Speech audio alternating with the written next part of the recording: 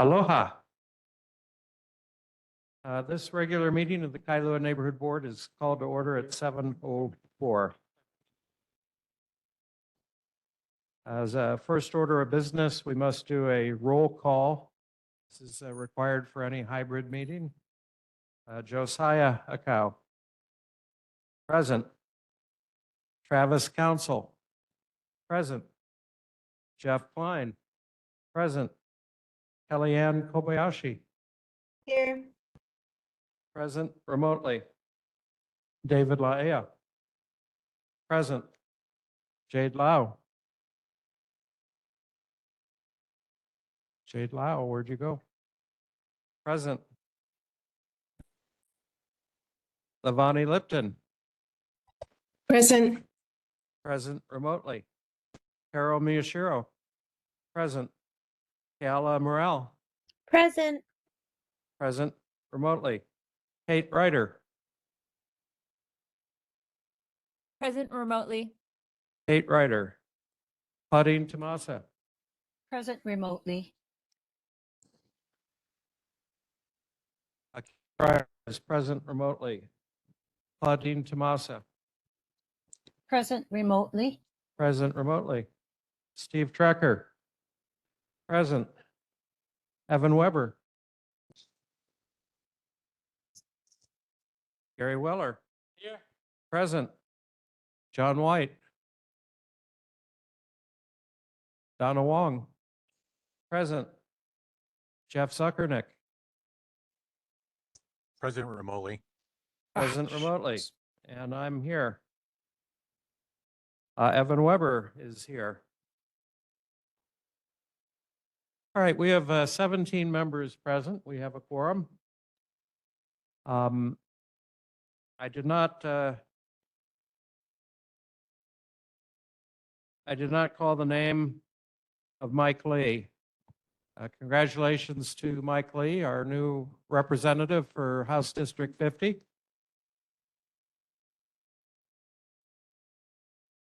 Neighborhood plan prohibits elected officials from serving on neighborhood boards. So we thank Mike for his service on the Kailua Neighborhood Board. And we're happy that all of our representatives, Kailua representatives, 49, 50, and 51, Scott Matayoshi, Lisa Martin, and now Mike Lee are all previous members of the Kailua Neighborhood Board. So congratulations. Before we go to announcements, I would request entertain a motion for two adjustments to our agenda for tonight. One, I would like to add a presentation on the SMA application for the Kaiwa Ridge Pillbox Trail improvements. And this is an important topic. I know there are some people in the audience who came tonight for this presentation. So to honor that, I'd like to include that in tonight's agenda, but to ensure that it's properly agendized and public notification, the intention is also to do an encore presentation next month, where we can also incorporate feedback from tonight. And as part of the amendment to the agenda, I would also request that Marine Corps Base Hawaii be moved up to immediately following HPD and HFD. We have Base Commander Colonel Bevan with us tonight, but he's on a tight schedule. So anyone wish to make this motion? I move that the pillbox presentation be added to the agenda. Okay, and we move the Marine Corps Base presentation up. Sorry, and move the Marine Corps base move up further on the agenda. Mahalo. Is there a second? I'll second. Okay, Jade Lau, second. Is there any discussion? Okay, having just taken the roll call, we'll do this by exception. Are there any objections to these amendments to tonight's agenda? Fine. Hearing none, the motion carries. Next order of business are announcements. The Lanikai Woes Day, the 57th annual Woes Day, will be on New Year's Day, as it always is on New Year's Day, January 1st. And will include an 8 a.m. race, a 9 a.m. parade, and live music and breakfast between 9 and 11. Is there a representative who needs to add to that? Yes, sir.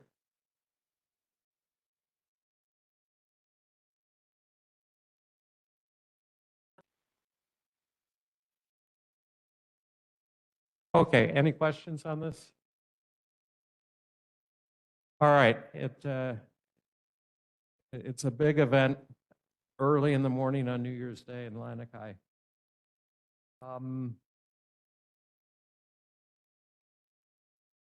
Are there any other announcements tonight? Yes.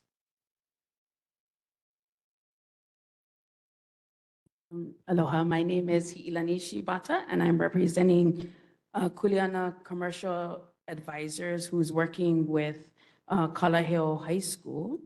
And we wanted to let everybody know that there will be painting happening starting December 1st on the retaining wall that is facing Mokapu Boulevard. And it is a project that is a partnership with not only the art students, the media students, Kalaheo High School, but also the alumni, the new Alumni Association. And the artist who is being featured is Bethany Georges, and she's an alumni of Kalaheo. And the artwork will be encompassing a lot of the work that is being done at Kawainui Marsh. And so it's going to be featuring the different animals and plants and things that you see at Kawainui. And it's going to, we're hoping that the mural will be completed with the help of students and alumni and other community members will be completed within a month or less. So when you're driving on Mokapu, you're probably gonna see it happening starting December 1st. And this is the start of a bigger mural project that will be in Kalaheo High School throughout all of their retaining walls that are at the school. I think that's it. Are there any questions or anything? Any questions? Yeah, it's gonna be beautiful. I wish I could show you guys the artwork, but maybe it's better that it's like a surprise as you're driving by and seeing the artwork being done by the students and Bethany. And then, oh, I know, Hardware Hawaii has already donated a number of the supplies. And if anybody else wants to support, like I said, this is going to be the first mural of many that are going to happen throughout the school premises. And so if anybody would like to support or lend a hand or have suggestions of maybe other artists in Kailua that might want to participate, please contact the Vice Principal, Tara Gumapak, and we can include them. Yes. So mahalo, everybody. Mahalo. We look forward to the further beautification of Kailua. Thank you to the faculty and students. Yes.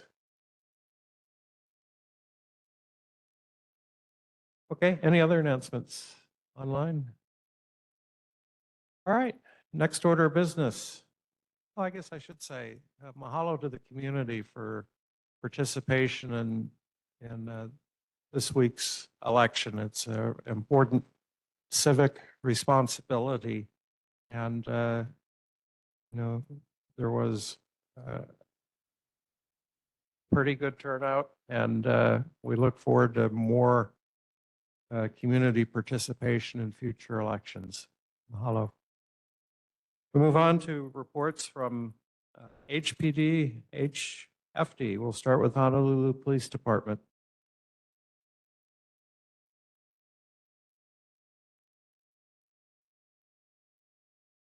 Good evening. I'm Sergeant Mike Freckle with the Honolulu Police Department in Kailua. I'm the field sergeant for night operations.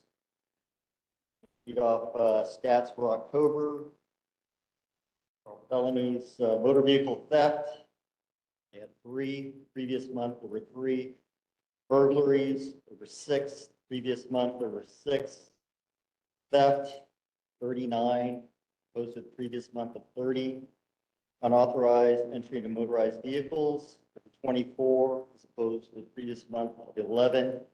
And last month we had 6 robberies, opposed to the previous month, 0.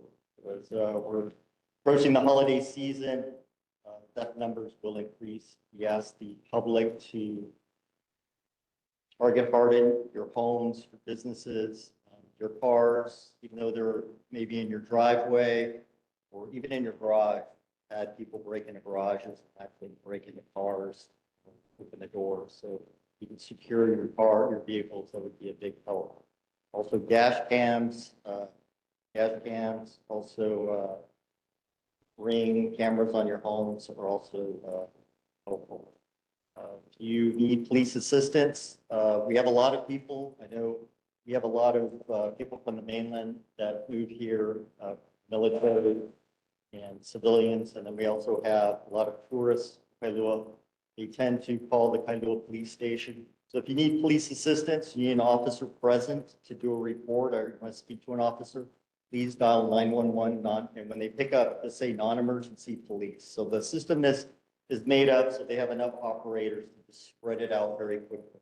If you call the Kailua police station, more than likely the desk sergeant's not going to know what you're talking about. Okay, they can refer you. They'll just refer you to call 911.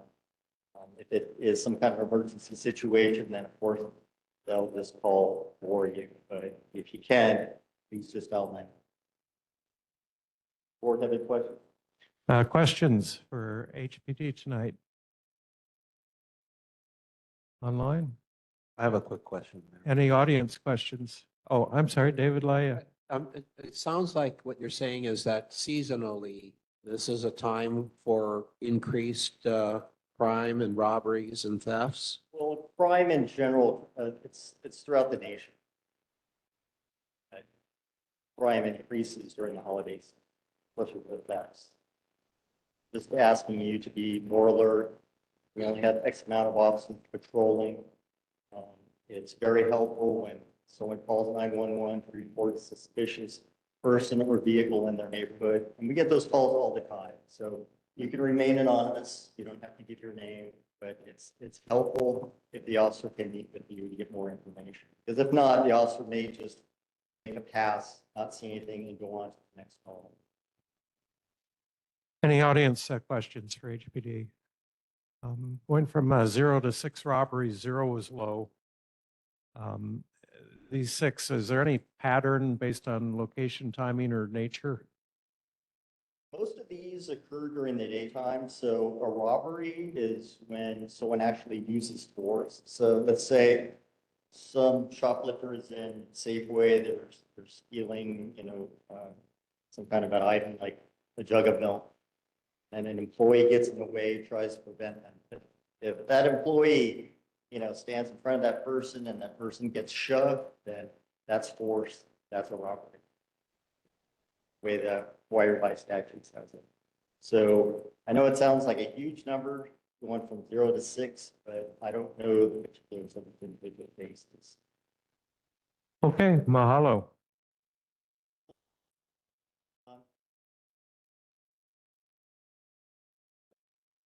I kind of gave the tip. Never mind. I gave the tip of the month. I'm sorry. I stole his thunder. So please lock your doors. Louvers, they have those special clips. We see a lot of burglaries. They're removing louvers. If you get storm windows, if you can afford it, those are awesome. In my 25 plus years as a Honolulu police officer, I've never seen those double pane storm windows be broken into. And it's plastic around the edges, but those were great. Thank you. All right. If you have any questions or you want to send me an email, I have my name and my email address, honolulu.gov. It's on the clipboard here. Thank you. Mahalo. Honolulu Fire Department. We have a representative tonight. HFD has an emergency call. That takes precedence. Absolutely. Thank you. All right, well, we'll move on with our amended agenda to Marine Corps Base Hawaii, and we welcome the base commander, Colonel Bevan. Hey, good evening, everybody. First of all, we apologize for the length of time since I was here last. Since about May, I had about 2 weeks of travel a month, and it has coincided with the Kailua board. And I like to do that here as often as I can, so I apologize that it's taken so long to get back here.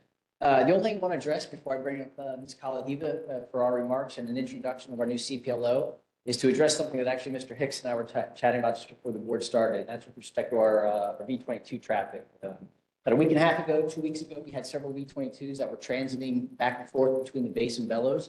My guidance to the team is that we keep that traffic north of the peninsula as far as possible in order just to be good neighbors, reduce the impact of noise, but also to minimize overflight of the new Apia ponds, of course, the wildlife and the birds that are there. And on this particular day, the air crew requested to transit the ponds, and my air traffic controllers approved it. It was perfectly legal, it's perfectly safe, but it's not my guidance with respect to being good neighbors unless it's a safety of flight, something that we need to deconflict for. So I said early on when I got here that when we do it right, I'll tell you. When we do it wrong, I'll tell you. And we probably could have done this a little bit better. So my air station CO is rebriefing all of his tower chiefs and just making sure they understand what the guidance is. So I apologize on behalf of base for those of you that were impacted by that noise. If you do see it happening, you should know that unless it's safety of flight or we have a lot of traffic in the pattern north of the base, I need to bring those in. That should be the only reason they're flying, in closer to the shore and so apologize for that. Before Ms. Kalahiva comes up, any questions for me? Something that I can address personally that in my absence since I've been here last has been weighing on anybody's mind? Sir. David Laya. I appreciate a lot of the times that Kaneohe Marine Base personnel can come out and participate in nonprofit activities. And I just wonder if there's a channel for being able to communicate with you about requests of things. Yeah, absolutely. And Ms. Christie, oddly enough, or a very new CPLO, which will be introduced here in just a second. That's kind of our foray. We have a fairly robust what we call single Marine program. That's who a lot of our volunteers are in their Marines who are looking for an opportunity to give back to the community. And it involves married folks as well, but usually our single Marine program, we have a paid civilian that runs that. She's the one that manages these requests, and our folks are always looking to just be a part of the community and help out. So if there are things that we can participate in, Ms. Kalahiva or a new CPLO here in just a second, we'll be introduced to her, are kind of that foray to get it into the base, and then we'll see what we can do to support it. Donna Wong. When you talked about the flying over Upia ponds, was that just the one time or was that a couple of times? On this particular day, it was several times. The V-22s were transiting back and forth. They were supporting one of the ground units that was doing training at Bellows. And so, of course, that's basically transiting the shoreline from the air station to Bellows. So they actually transited, I think it was 3 or 4 times back and forth on that single day. But Only on one day? yes, on that particular day, at least the one that was brought to my attention, it was on one day, and it was a member of the community that brought to my attention about 2 or 3 days ago, but it happened about a week and a half ago, 2 weeks ago. But now that I know about it, it wouldn't surprise me if there were some other ones, by the way. The fact that our controllers approved it and the air crew asked for it probably means it's not the first time that it happened, right?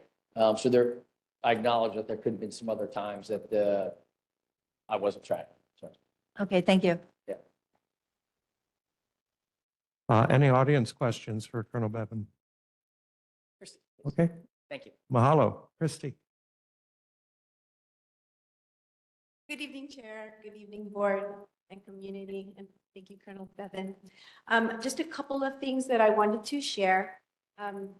Today, we celebrated the 249th, sorry, I inverted that, birthday of the Marine Corps. And we had the Kalaheo High School ROTC that came out to participate and be able to watch the pageant. And then they enjoyed lunch at the Chow Hall, which is a good opportunity for our young ROTCs and the partnership that we have with Colorado Hill High School.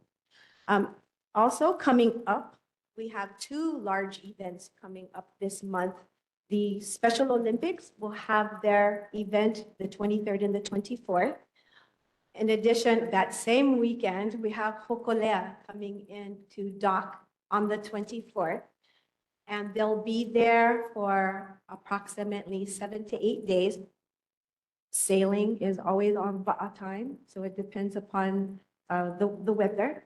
But we do anticipate she being there for 7 days. And during that time, we have a focus group because her sail purpose is education.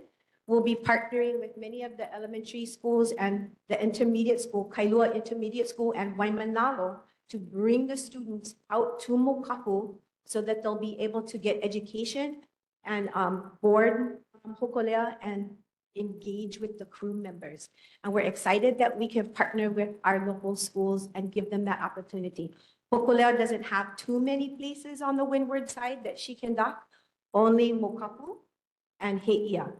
And those two locations will be supporting many of the elementary and schools on the windward side. That is all I have for upcoming events, but I do want to introduce to you our CPLO, who was previously our CPLO, spent 5 years in England, and she has returned home. And this is Mrs. Tiffany Patrick, and I will let her give you just a short background if you want to.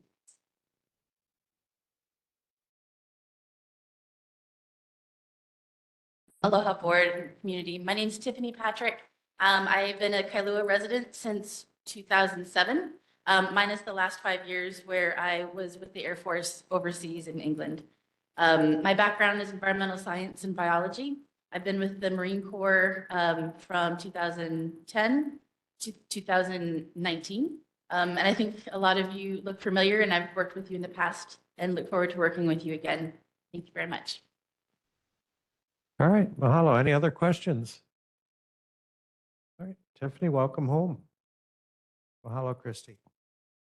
Hokulea Ward on the windward side would be beautiful. Okay, moving on with the agenda, we have a presentation, which will be followed by a committee motion. The presentation is a SMA permit application for 144 Ka'apuini Drive by Peter Vincent of Peter Vincent Architects.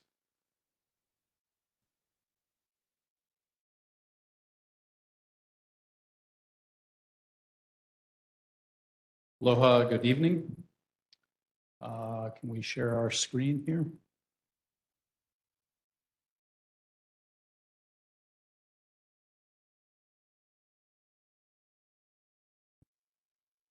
I believe that was our presentation. That was a quick one.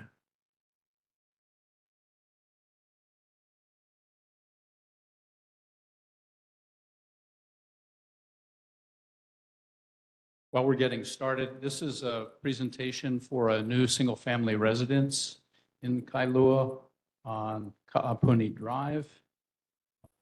Show you a map of where that is.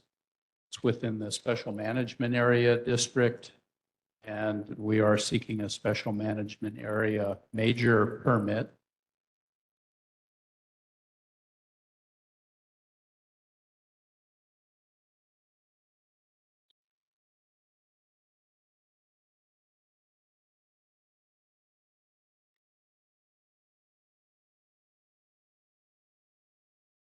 We're not seeing our presentation yet.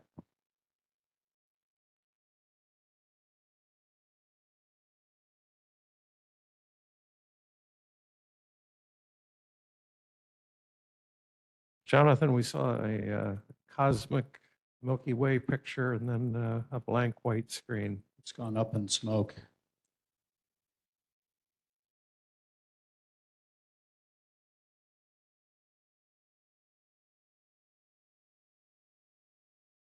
We're going to see if we can pull it up from our meeting materials Google Drive.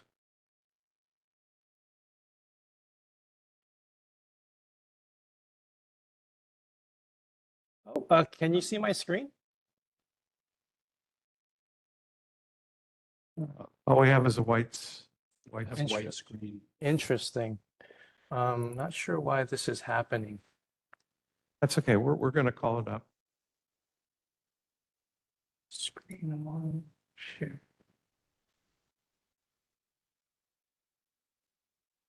Interesting.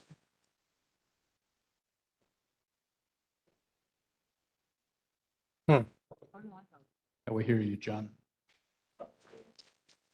The cleaners are coming in. Yeah, please mute.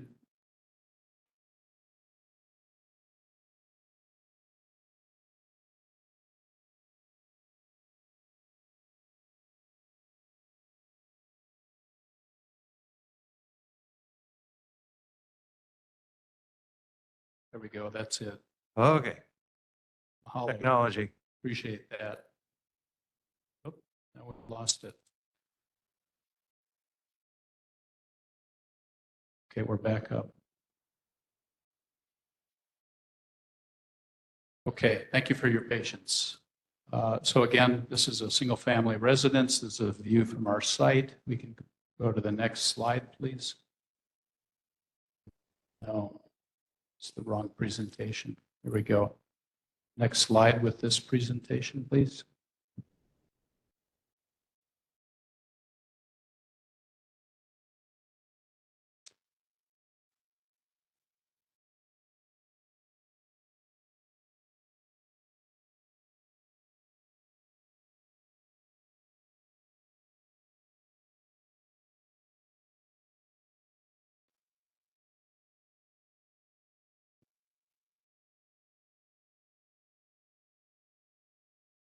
Okay, the presentation's back up. Go to the next slide, please.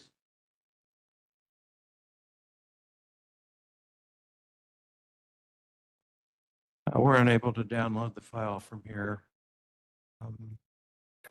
Hey, Peter, are you able to see my screen now? Yeah, we see the screen, John. Does it show the presentation? Yeah, no, it's gone off again. Chair It'd be better Hicks, if this you- is Chair Yeah, Hicks. please This is mute, John. Chair Hicks. Yes. This is Leivani. I downloaded the presentation. Would it help if I shared it? Yes, it would. Thank you, Okay. Levani. Interesting. Okay. That's odd. John, please mute.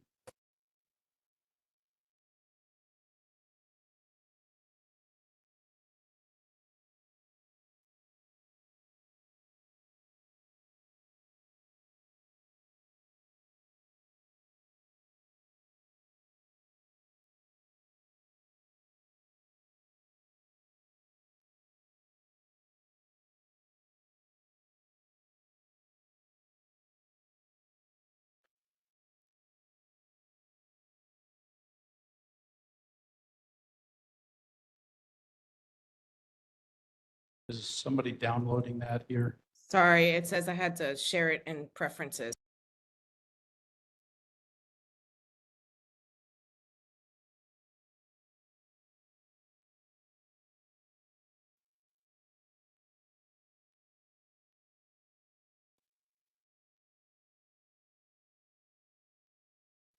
My apologies to everyone. We will endeavor to make this better next time. Yeah, we've been through this drill before. I'm not sure why we're having an issue.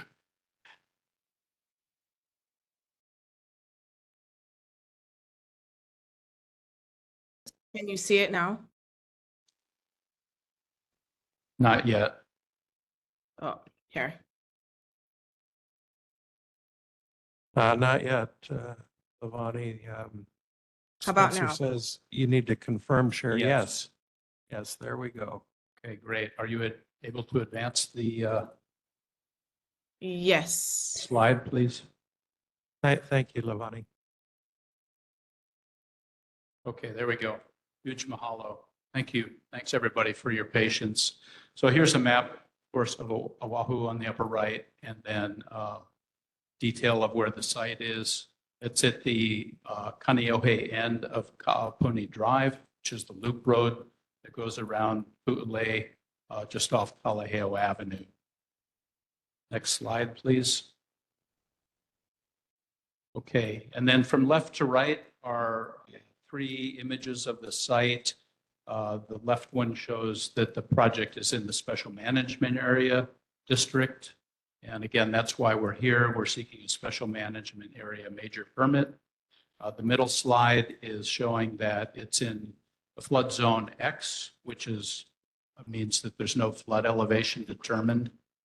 And then the right slide shows that the Hawaii sea level rise map, 3.2 level foot sea level rise, and it's not impacted on this property. The blue just on the upper left of that right-hand image shows where there is some sea level rise according to the sea level rise viewer, but the site is not impacted. Next slide, please. These are some photos of the site in its current existence. It's vacant currently. It's generally flat. There's a little bit of a sand dune on the Makai side of the property. And then as you look at the property from Ka'apuni Drive, looking toward the ocean, there is a beach access, which I think is intended for the residents of Ka'apuni Drive. However, it is open to the public. It's not a gated beach access. So if people park on the Mauka side of Kalaheo Avenue, then they can access the beach through this beach access. Next slide, please. On the left is a topographic survey of the property, and on the right, which is a different viewing angle of the property, it's rotated 90 degrees, but is the shoreline certification map from State Department of Land and Natural Resources. And there was a prior shoreline certification issued by DLNR, and we're currently in for an updated shoreline certification. And it's in public review currently, but the indication is the shoreline will remain per the prior map, as you see on the right.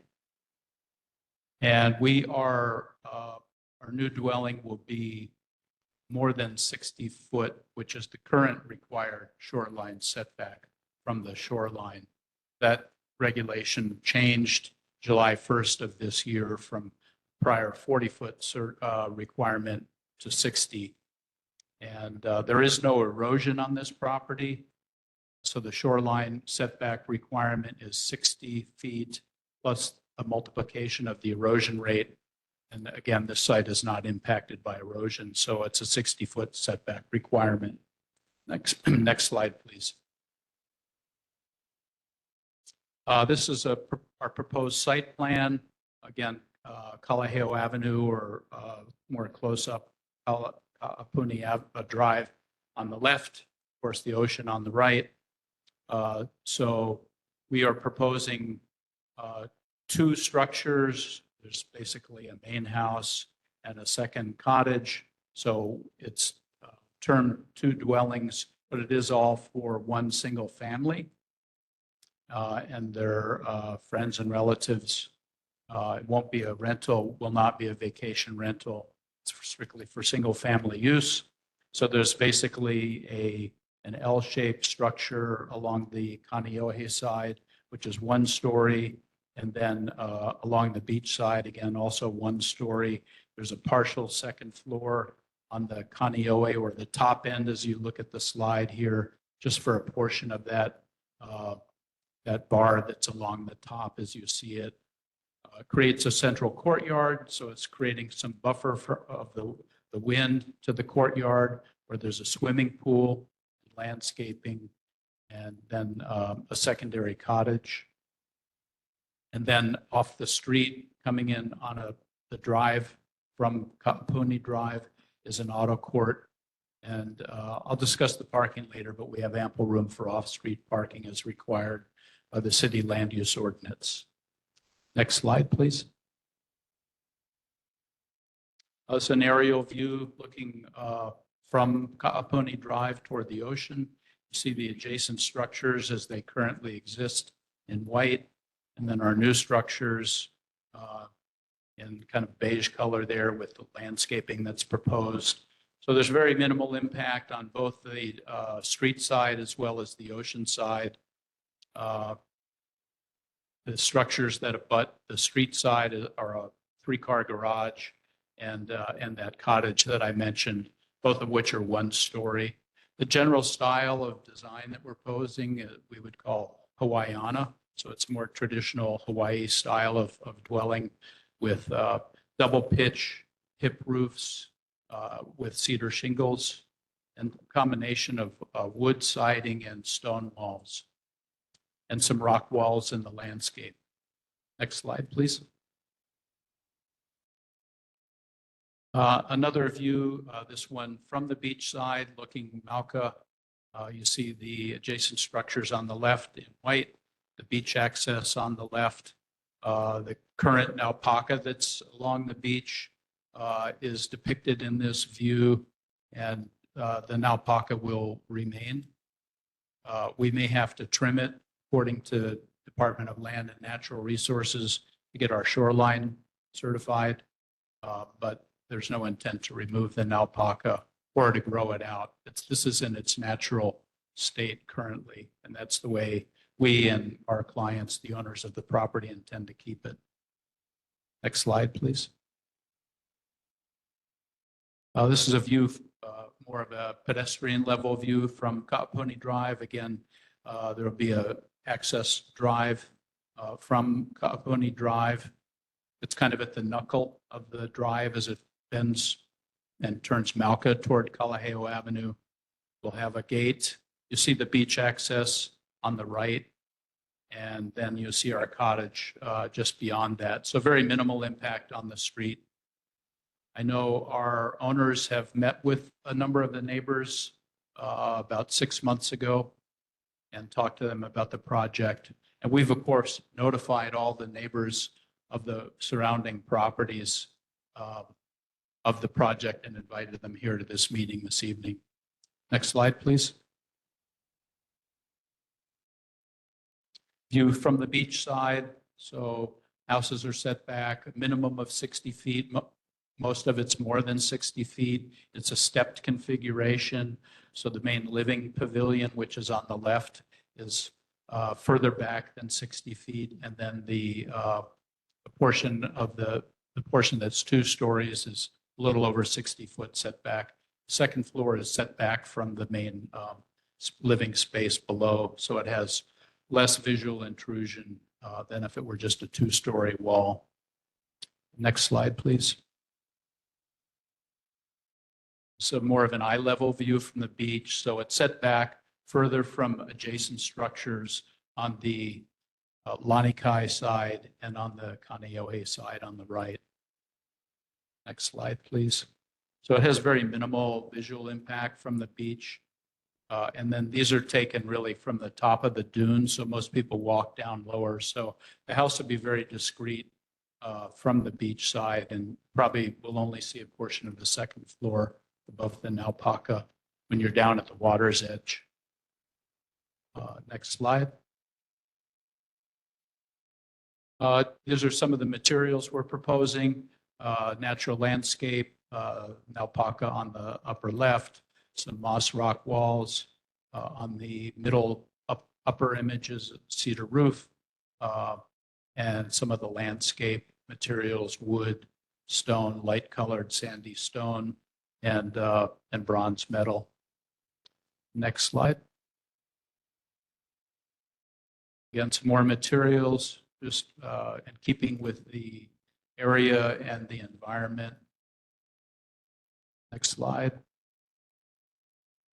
So our preliminary landscape plan. So 3 basic types of landscape. On the ocean side, the Makai lawn, basically salt tolerant plants as you typically see along the beach in Kailua, coconut trees, naupaka, and lawn.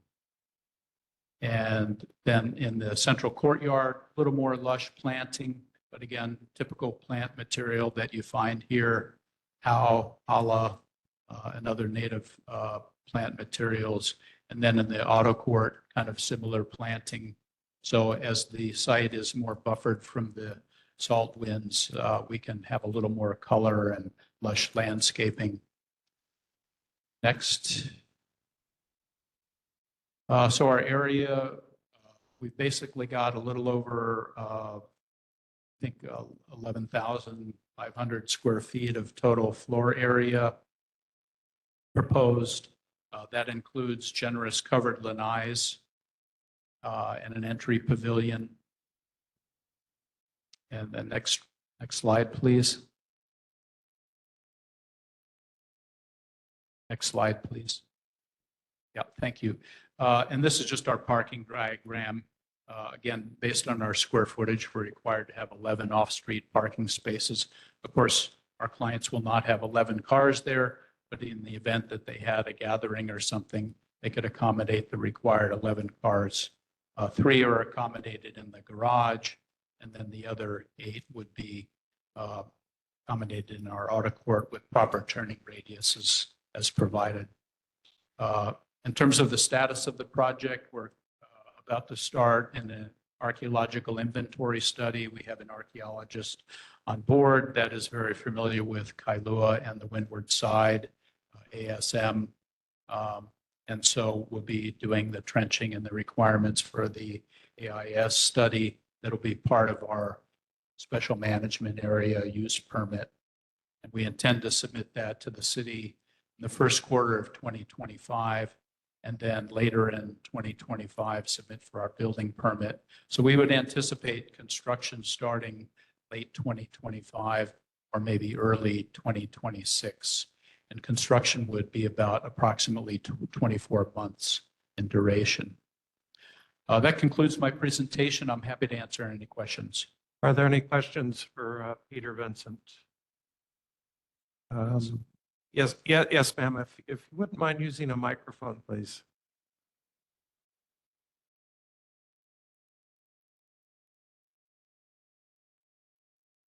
Interested in the sewer systems. I was wondering if this particular property was on the sewer system. Yeah, thank you. Good question. The question was, is the property going to be on the city sewer system? The answer is yes. There was prior development proposed for this lot of, I think at one time 4 homes and then 3 homes. Those were approved for wastewater connection. This will be single family, but 2 dwellings. And there is sewer capacity in Kailua and we'll connect to that city sewer. Other questions? Yes, sir. If you could use the microphone, please.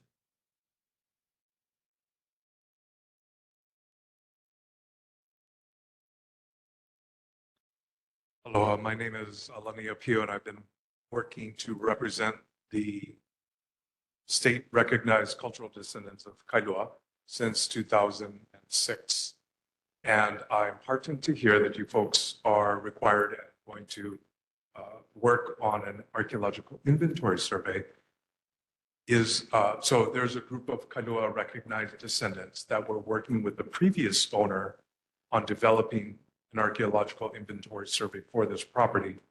You're not required by law to provide that to us, but we would really appreciate it if you would, and if possible, to share it with the board so that we can see what the archaeological inventory survey is comprised of. That's it. Thank you. Mahalo, we appreciate that. And yes, there was an archaeological report done by another archaeological firm for the prior owner of the property, but we've engaged, as I mentioned, ASM. We've worked with them on a number of windward projects, and so I'm sure you're familiar with them. Nick Lutzo over there and is very familiar with the local community here. And so, as I said, they'll be doing a complete AIS, and that'll become part of our SMA. We're happy to provide it to you as well as the neighborhood board when it's completed. Okay. Jeff Klein. Yeah, simple question. How is the shoreline defined? It's 60 feet back from the shoreline, so where do you mark the shoreline? The shoreline was determined by our licensed surveyor who submitted it to the State Department of Land and Natural Resources, who sends out a state surveyor to review the line proposed by our surveyor. They've agreed with the line, and now it's in their notification of public hearing for a review and comment period. If there are no comments, the DLNR will certify the shoreline. But is it defined by high tide, low tide, medium tide? Or It's do you know? defined by the debris line, which is basically the vegetation line, but it used to be the vegetation line, and now they call it the debris line, because sometimes the water wash comes up Malca of the debris of the vegetation line. So they're pretty conservative in conservative, meaning they have the line established as far Malca as the waves wash up. Yes, sir.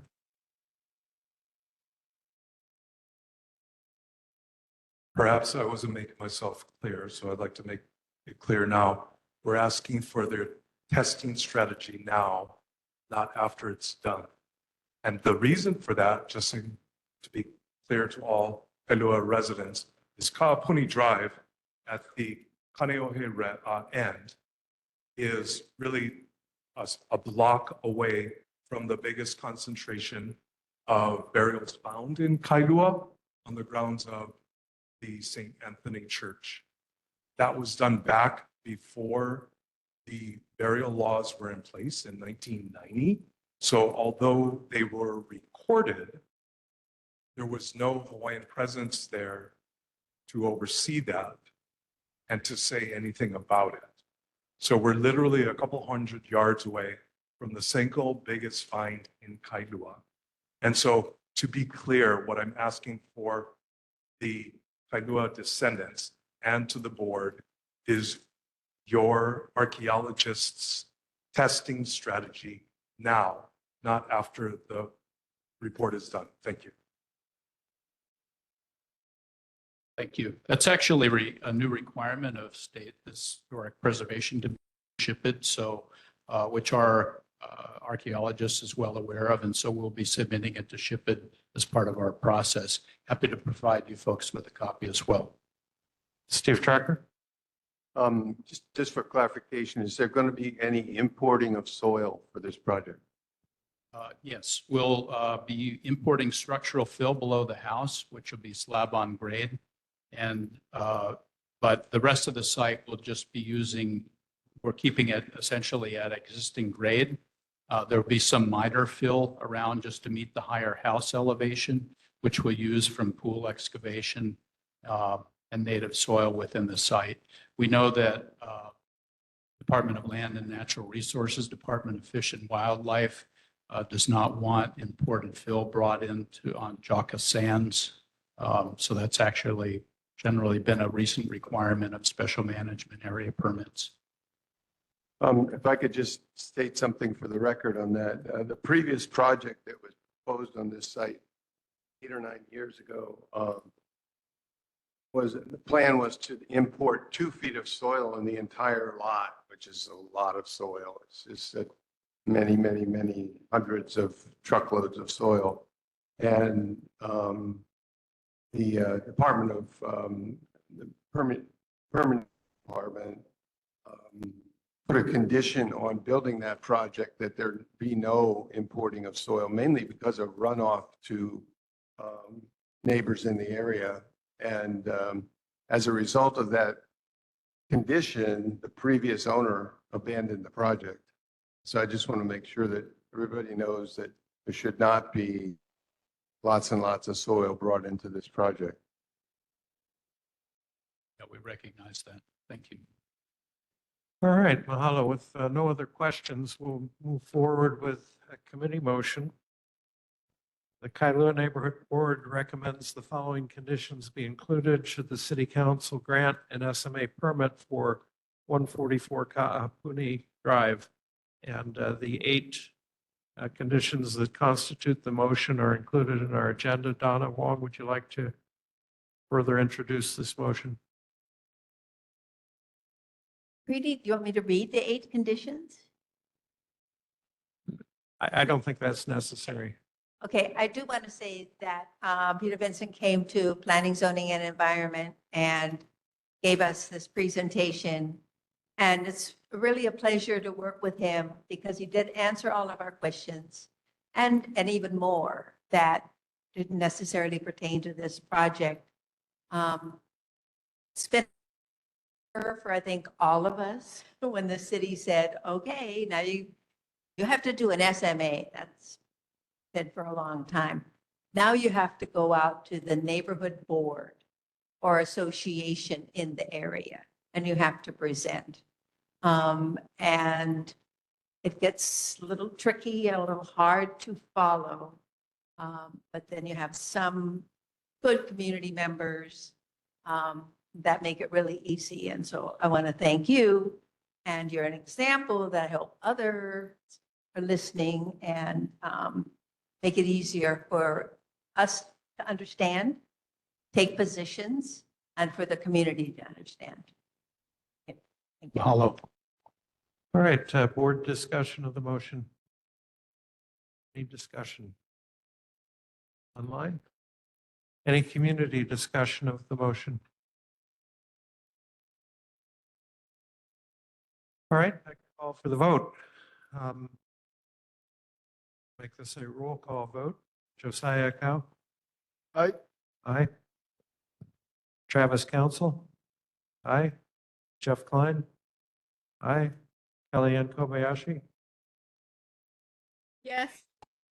Aye. David Laia? Aye. Jade Lau? Aye. Lavani Lipton? Aye.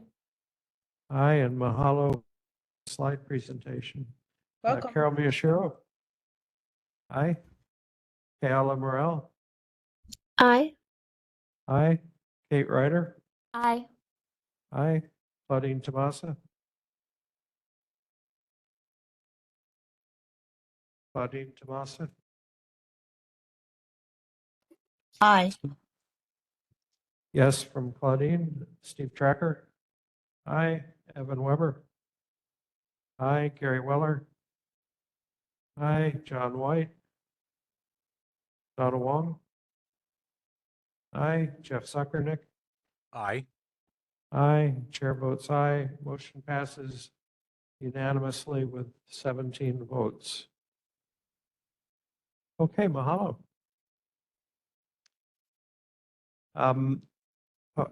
Honolulu Fire Department is returned from the emergency, and let's go back to HFD.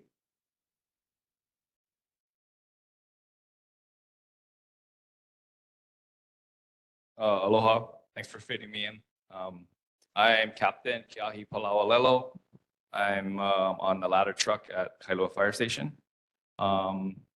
I wanted to go over some previously requested information from the September statistics first. I guess a couple questions were asked at last month's meeting. There was a motor vehicle versus pedestrian accident, and the question was asked where exactly that took place. It was at the corner of Kailua Road and Oniava Street near the Texaco. The other question that was asked was where the two mountain rescues happened, and they were both at the pillbox. So hopefully that fulfills the whoever asked those questions. That wasn't me. I mean, I wasn't here last month. So I'll go over the statistics for. Okay, I'll go over the statistics for October. First were fires, structure fires, 1, 0 wildland or brush fires, 3 nuisance fires, and that's again defined as rubbish fires outside a structure or vehicle, 0 cooking fires, and 7 activated alarms with no fire. As far as other emergencies, there were 93 medical emergencies, 2 motor vehicle collisions with pedestrians involved, 9 motor vehicle crashes, 1 mountain rescue, 0 ocean rescues, and 0 hazardous materials incidents. For the fire tip for this month, it has to do with kitchen and cooking safety. Cooking is the leading cause of home fires. Protect yourself, your family, and your neighborhood by practicing these prevention tips. For more information and resources, you can always visit fire.honolulu.gov. So some of the things we want to leave you with: stay in the kitchen while you're cooking. Do not leave food unattended. If you must leave the kitchen, turn off the stove. Keep items such as oven mitts, wooden utensils, towels, etc., away from the stove top, even when the stove is off. Never store items on top of the stove or cooktop and inside the oven. Keep a lid nearby to smother small grease fires. Smother the fire by sliding a lid over the pan and turning the stove off. Only plug one heat-producing appliance, such as a coffee maker, toaster, etc., into an outlet at a time. And create a 3-foot child and pet-free zone around your cooking area. This time, if there are any questions, I'll be happy to note them if I don't have the answer. Steve Trecker, who probably had asked the previous question on rescues. Steve Trecker. No, this is a different subject. So Okay. the category of nuisance fires, does that include fires on the beach? Yes, I believe so, yeah. That would be like A bonfire? yeah, bonfire, yeah. And what's the current law as far as HFD is concerned regarding bonfires on the beach? That is probably, I would have to go back and ask that, because that would be more of like a HPD enforcement kind of a thing. Thank you. Yeah, you're welcome. Gary Weller.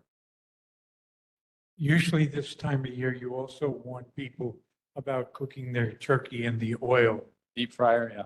And if you want to do that little one, I think that's important. Yeah, so I mean, just it's not listed on here, but you're right. That is something that's unfortunately tends to happen around Thanksgiving.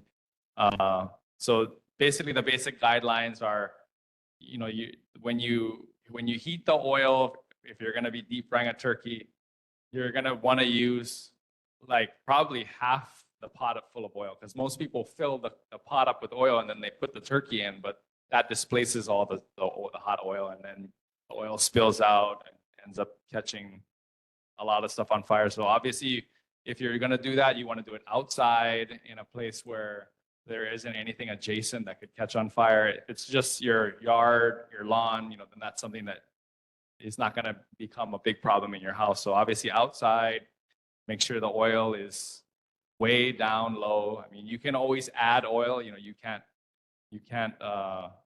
take it out once it spills over into your flame. So that would be my tips, and that's just personal knowledge with that. But yeah, but thanks for bringing that up. All right. Any audience questions? All right. Well, mahalo. Thank you for your service. All right. Thanks, guys. Thanks for letting me slide in. Other local agency reports. Board of Water Supply, Danny Ornelas, unable to attend tonight. Her report is included in the meeting materials. There were no water main breaks in Kailua in the last month. Tonight, we have Dana Harvey representing Alexander and Baldwin.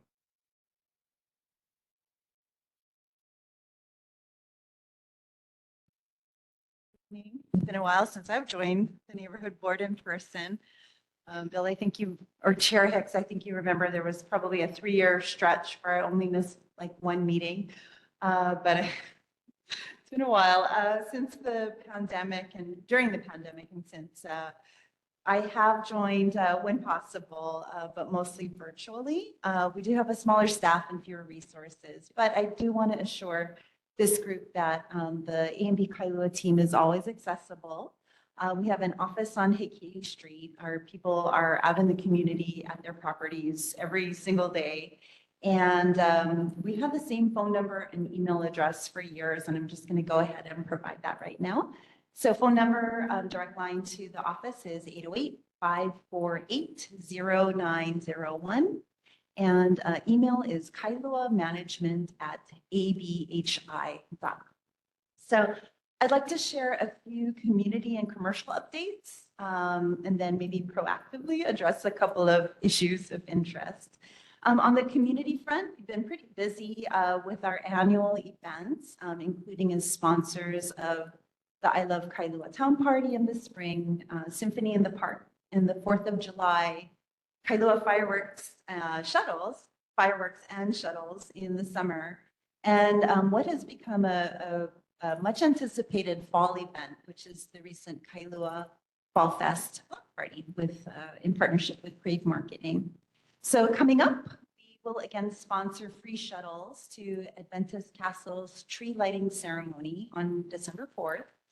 We'll be hosting the Windward Choral Society Christmas Caroling Sing-Along on December 8th in the Kailua parking garage, and partnering with Shop Small Hawaii on December 12th for another holiday sip and shop event. So you can get more information about these events at kailuatownhi.com. I do want to thank members of the board and the community for regular feedback on these events and services, because we certainly take into account your comments when determining which events to continue underwriting. As a leasing update, recent additions and expansions include primarily services, Prime Martial Arts, Stretch Lab, Kailua Dental, and Alizé Salon. We also recently opened Aloha Outfitters, and at least 3 food and beverage operators will soon be announced. On the sustainability end, we've completed a rooftop solar project at 151 Hekili Street, and we'll finish another at Kailua Shopping Center sometime in November, reducing energy usage with clean, renewable power. And we have also expanded Big Belly solar trash cans to almost all of our Kailua retail properties. So I was going to address maybe 2 topics that come up frequently, but I think I've got 3 minutes. So I am going to... Use the time you need. Really? Okay, so 2 things then. Okay, I'm going to go for it. I'll talk fast. One is related to the turnover in tenancy on our properties. When one shop opens and another shop restaurant then takes its place. So as a local landowner, we have to be competitive to remain attractive to good local businesses. While most of our tenants have enjoyed long and successful tenures at A&B Shopping Center, we have lost some tenants who have opted to move down the street, and we've also gained tenants who've moved from other Kailua locations to our property. So when structuring a lease or renewal, we have to offer value to attract and retain high-quality tenants. If our rates, marketing programs, and property management support are not aligned or competitive with the market and other commercial landowners, we will not have viable shopping centers. So currently, our occupancy percentage is in the mid-90s, which is relatively high for Hawaii commercial real estate. Businesses do not necessarily close solely due to rent. There are other issues such as labor shortages, staffing costs, increased operational and supply costs, insurance, changes in customer preferences, patterns in visitor traffic, and other compelling factors. So we're proud that over 80% of our tenants are locally owned and work to balance Kama'aina businesses with national anchors like Whole Foods and Safeway. Okay, second question. What's happening at Polly Lanes? If you recall, Polly Lanes closed in 2021 due to pandemic-related financial challenges. When the lease was canceled, A&B took back the property, and for the first time since the bowling center was built in the early 60s, A&B acquired the building. At the time, we conducted preliminary safety and risk assessments. Third-party experts determined the building was not suitable to release without safety, environmental, and structural improvements. So we fenced the property and made some repairs to the parking lot. Over the past years, we've actively engaged with more than a dozen bowling and family entertainment operators, both local and national. The feedback we've received has been very interesting, and they highlight 2 key challenges. One is the substantial financial investment required, given the building's condition and the very large venue size. We have not yet been able to find an operator willing to invest in the required improvements, but will continue to pursue a range of potential uses while remaining open, of course, to bowling and family entertainment operators. Cost and potential use challenges are related to the property's historic status. In November 2018, the Hawaii Historic Places Review Board put Polly Lane's Bowling Center on the State Register of Historic Places. The building was nominated by a third party despite A&B's opposition. Our opposition was due to the fact that the designation makes preservation and improvement more difficult and more costly, and that has proven to be the case. That said, we know there is tremendous potential for this site. On-site exploratory work is expected to ramp up early in the next year, so you may see some activity. This will include studies of the building and surrounding area, including environmental considerations, infrastructure capacity, availability, and possible uses. So again, we need to determine what can be done on the property before anything else. We have committed to sharing our vision with the community and gathering input from residents and our tenants. And we will commence an outreach campaign once and if we determine whether the site and building are suitable for development. And so I'm happy to answer any questions from the board or community. All right. Mahalo, Dana. Any questions? David Laya. Yes, my son grew up in Kailua. Poly Lanes have always been a gathering place for kids, families, a lot of fun activities. And, without that,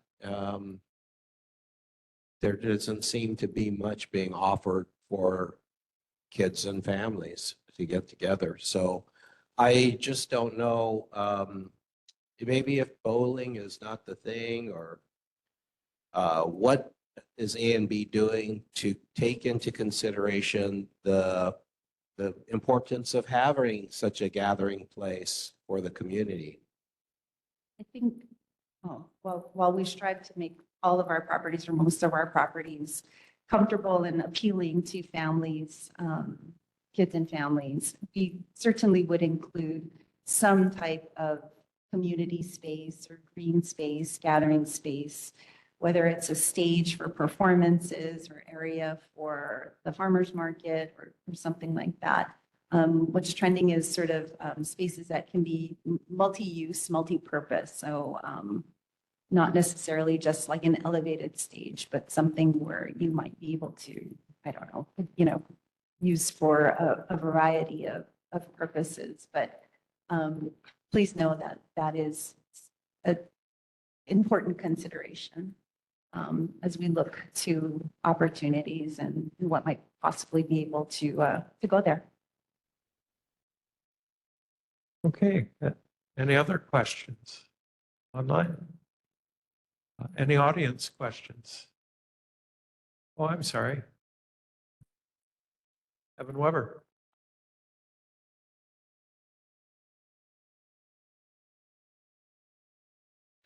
I can hear you. Ask your question. Okay, I got it. Okay. All right. Hi, Dana. Nice to see you. All for coming. We really appreciate it. Thanks for these updates. Really great to hear. Love all the events. Huge fan. Fall Festival was a lot of fun this year. I guess I have a question kind of at the intersection of your two proactive things that you wanted to share, and thank you for addressing them head on. Definitely a lot of, the stuff that I hear about from folks in the community regarding A&B are those two things. And yeah, the first thing on the rates, they are expensive, no doubt. And I hear that from a lot of local business owners. There are other costs to doing business, but rent is a big one, just like for those of us who live in our homes. There's other costs to life, but rent or your mortgage, it's a big one, right? So it all adds up and factors in. I heard what you said.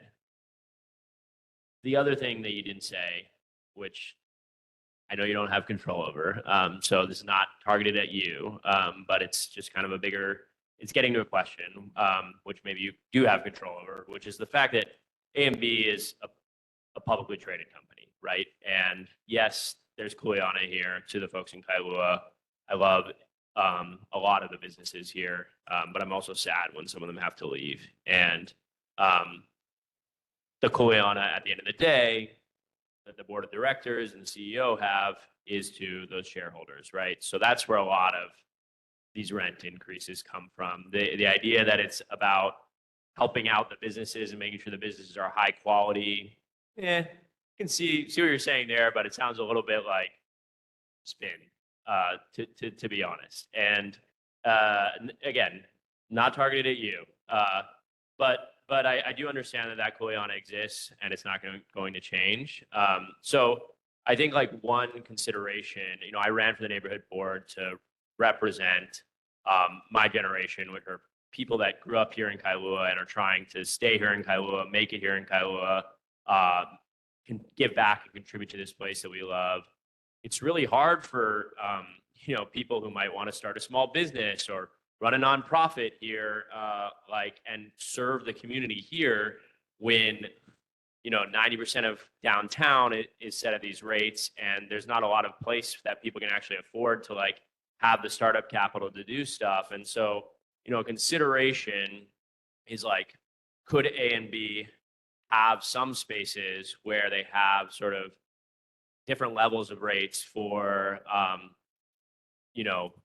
those kinds of businesses like Kama Aina businesses, maybe even special designation for Kanaka-owned businesses, nonprofits, things like that, to encourage our local people to give back to the community and be able to do value-added businesses, do startups, do nonprofits, things like that. Maybe some of the space at Poly Lanes could be something like that. I think the other thing there with Poly Lanes is, as this goes on, it's a big piece of real estate. And so how much, is it about A and B needing to make sure that it's making money off of all that space versus, again, the Kuleana to the community and what the community wants to see in it. So that's a less direct question, obviously. But, since you're here, just something to think about. And I really do appreciate the updates. John White. Thank you, Chair. Sorry I can't be there in person, guys. Thanks for the presentation. I just wanted to potentially plant a seed here for that property. Would hate to see the structure go. It's iconic structure in Kailua, very well known landmark. One thing that's really hard to find is venues nowadays. So talking about multi-use, I think that property would be a good candidate for a venue to hold family parties, graduation parties, birthday parties. It's a wide open spot inside. I heard what you said about structural improvements need to be made. Just a thought. I mean, that's something that's hard to find. And for us Kailua people, when we need to hold venues, sometimes have to go venture out far and to limit the noise in the residential areas, people having graduation parties or baby luau. That's not a residential area right there. For the most part, it wouldn't affect anybody's sleep pattern. But I just wanted to plant that seed, but thank you very much. Great presentation. Okay. Any other questions? Any questions from the audience? All right. Mahalo, Dana. Okay, next item are resident community concerns. Any member of the community that has an observation, comment, question, concern, please, now's your time. Please limit your remarks to 3 minutes and please use the microphone.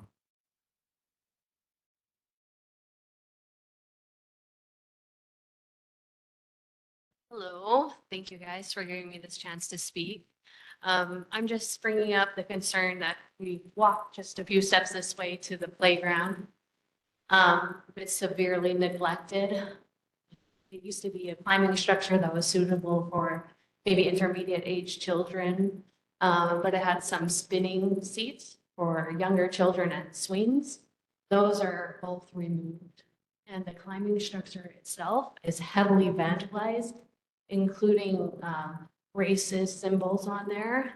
And I'm just wondering if there's any way we could partner outside of just the DLNR's responsibility and maybe get some community to support to expedite the fixing of this playground. It needs a lot of work. So I haven't been able to hear or reach anybody at the office to tell me if there are plans in motion already. So any light you could shine or suggestions or community partners that could help, I'd really appreciate it. I am a mom of two and we live not too far from here, and play is essential to young children for proper development across all domains: cognitive, physical, social, emotional. And the last time I was there, nobody was playing there for several times that I visited there. And one of them, the library, is having their reading, which is very, very popular.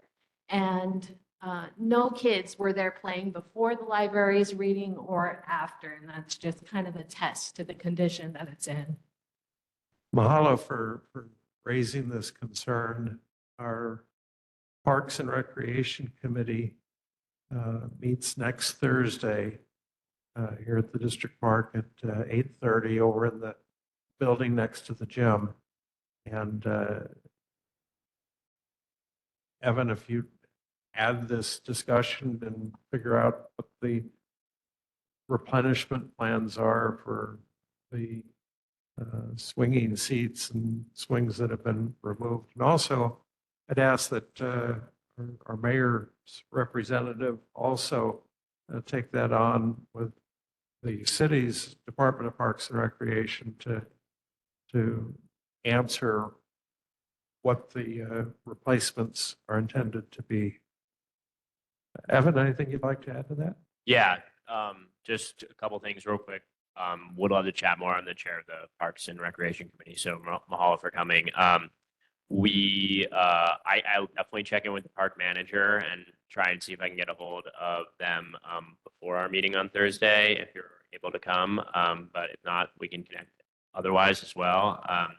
And then, yeah, also like Chair Hicks said, it is a city and county owned property, not the state. So it will go through Director Thielen at the Parks Department, and we can work with Esther from the City Council if need be too on any funding things. But yeah, thanks for raising it. There's a lot of parks issues, so we'll add it to the list and definitely make sure it gets done. The vandalism stuff, they do address that sometimes. There has been other like there was like a Nazi symbol out here, like yeah, so they can fix those. And just also, this is kind of a PSA for everybody. There's an app that you can download from the city for like specific fixes and things like that. It's called the 3-in-1 app. Requests 3 weeks ago and haven't heard. Okay, well, good to know. Sometimes they are pretty responsive, but sometimes not, I guess. So thank you. All right, thank you. Other resident and community concerns here in person? Online? Okay, well, thank you very much. Now we'll move on to the mayor and governor's reports. Representing Mayor Rick Longiardi tonight, we have Shane Enright. Hi, good evening, everyone. Here for Director Jim Ireland. I have a lot, so I'm going to try to read through it quickly, but I'm sorry, I apologize. I do need to read it. From the newsletter, if you're able to check it out, it does talk about the city's involvement in Pride Month, and there was a big parade downtown that the mayor was a part of. There's also details on an updated flood map from FEMA, if you have any questions about that. it does spell out what it means for homeowners. Also, there's a story, if you may or may not have heard about the kayaker, the high schooler that was rescued. That's in there. And then a little bit about a popular park and baseball field in Waipahu that opened after 4 million in repairs and upgrades. Let's see. Sorry, a few other things here. I'm having a little bit of difficulties with my computer, Chair. Okay. Sorry, bear with me. Okay.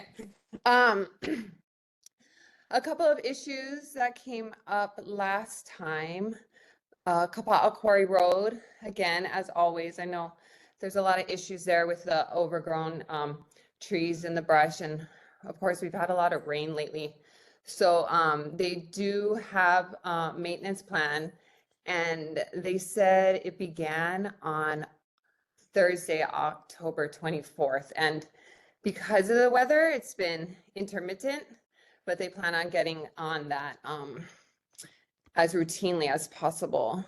I don't have an answer about the lights from the transfer station. I know that was a problem. I'm sorry about that. I don't have a anything yet back on that. And the crosswalks, there was something brought up about that. Restriping work was performed. Hopefully it was noticed. They said it was done on October 21st. And lane striping, again, they said that was done on October 21st. So hopefully that was noticeable and we can hear back some good news from you folks on that. But other than that, I think that's about it, Chair. If anybody has any questions for me, sorry about that. Mahalo, Shane. Questions for Shane and Wright? Gary Weller. Hi, you probably know what I'm going to say, but anyway, would you ask Jim? I have a new favor to ask. Number one, it's raining a lot in Kailua now, and Kapaa Quarry Road is now over my head on both sides of the road. You'd never even know that there's streams on either side. In 2007, there was a traffic study done, and there hasn't been any traffic studies done since then. And we've had a lot of growth in that area and 2 or 3 accidents since 2007. And I was wondering if Jim could require a new traffic study so we get an idea of how many trucks, how many cars, what's going on that road.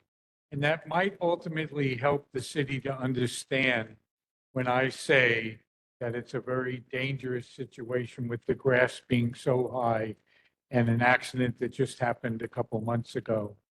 So I think a request has to be made to get that traffic study done. So if he would do that for me, I would really appreciate it. Understood, Gary. Thank you. Thank you. Thank you. Other questions? Any audience questions online? Mahalo, Shane. Thank you, everyone. Have a good night. Move on with Governor Josh Green's representative, Aaron Connor.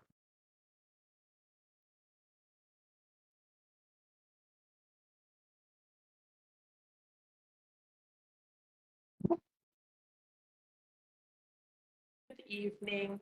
Shane, I did notice the crosswalks on Oniaba and Kailua Road. They're looking fantastic. So thank you for that.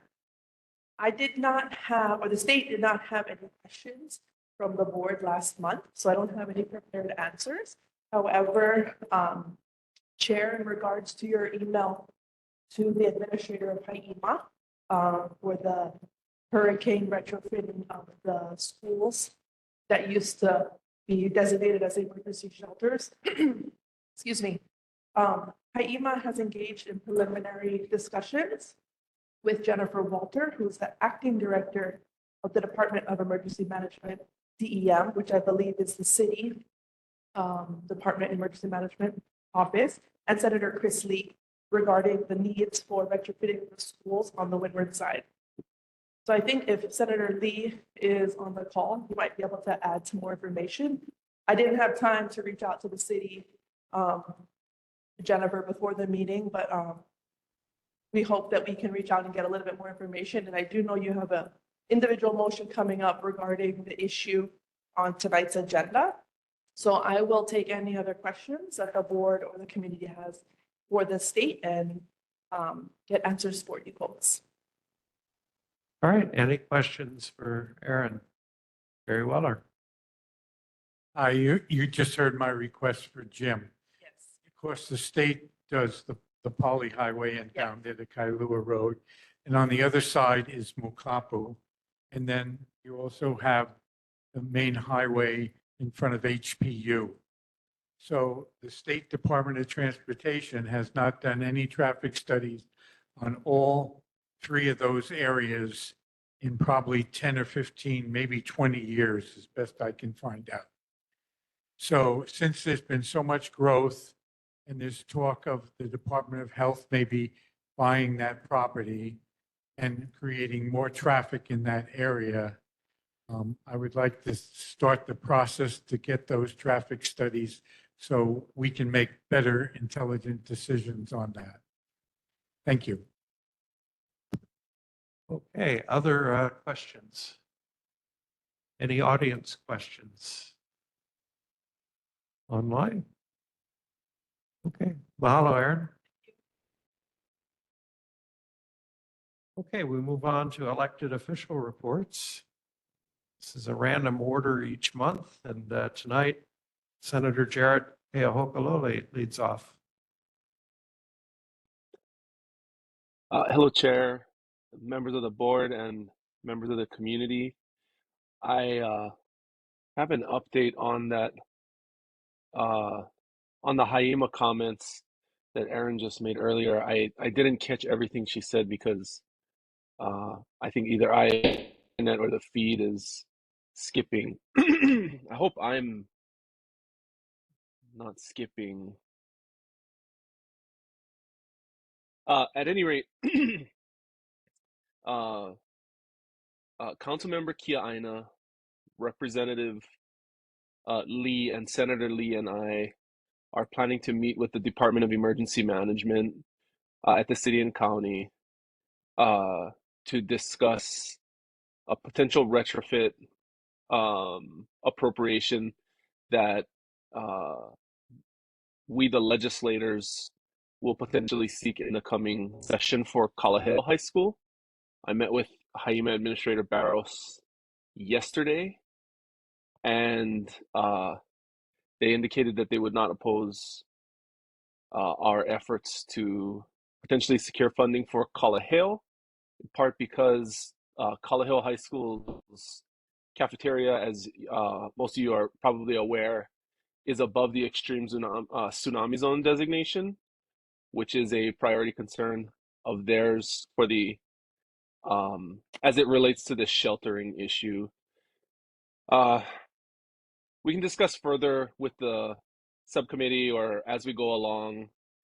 To be frank, I'm hesitant about pursuing capital improvement project monies for Kailua High School for this type of retrofitting, because I think I discussed it last month. We're looking at potentially $15 or more million in total infrastructure funds that are going to be necessary to fix and improve the athletic facilities at Kailua High School, which service both the Kalaheo and Kailua High School athletic teams that need field space. And obviously that Kailua High School itself services the Waimanalo and Kailua communities. And according to Haima, they haven't done an appropriate assessment of what type of retrofit would be necessary. So that's a much longer term project for that school versus Kalaheo, which I'm told might be a quicker implementation timeline if we are able to secure funding next year. So that's sort of fresh news. Happy to discuss further offline or after we are able to meet with the county and secure hopefully their support to pursue funds for Kalaheo High School. I think in the interest of time, I'll leave it there and then happy to answer any questions. Thank you. All right, mahalo. Questions for Senator Keokalole? Carol Miyashiro. Thank you, Senator, for taking the lead on this, or at least trying to push it forward. There seems to have been no sense of urgency. We're kind of at the tail end of another hurricane season, but before we know it, we're going to be back, looking at another hurricane season as well as other types of disasters. And really, the citizens of Kailua need a place, an option where they can go and be safe. So thank you. And I am the chair of the subcommittee, and so we can talk offline and talk more about how to move this forward. But thank you for your efforts thus far. Other questions? Online? Audience questions? But we do have the motion coming up tonight, and this has been something we've been crusading for 2 years now. And this is a real breakthrough with Kalaheo High School, and we tremendously appreciate this effort to restore hurricane shelter to Kailua. We used to have 8, and it's an important issue, and we are very grateful for the attention it's receiving. Senator Chris Lee. Okay, as was mentioned, I know Senator Lee is also working on initiatives for hurricane shelters in Kailua. All right, our newly re-elected representative for House District 49, Scott Matayoshi.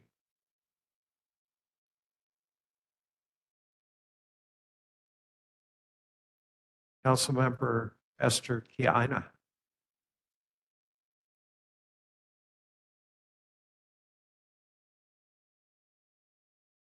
Aloha and good evening, everyone.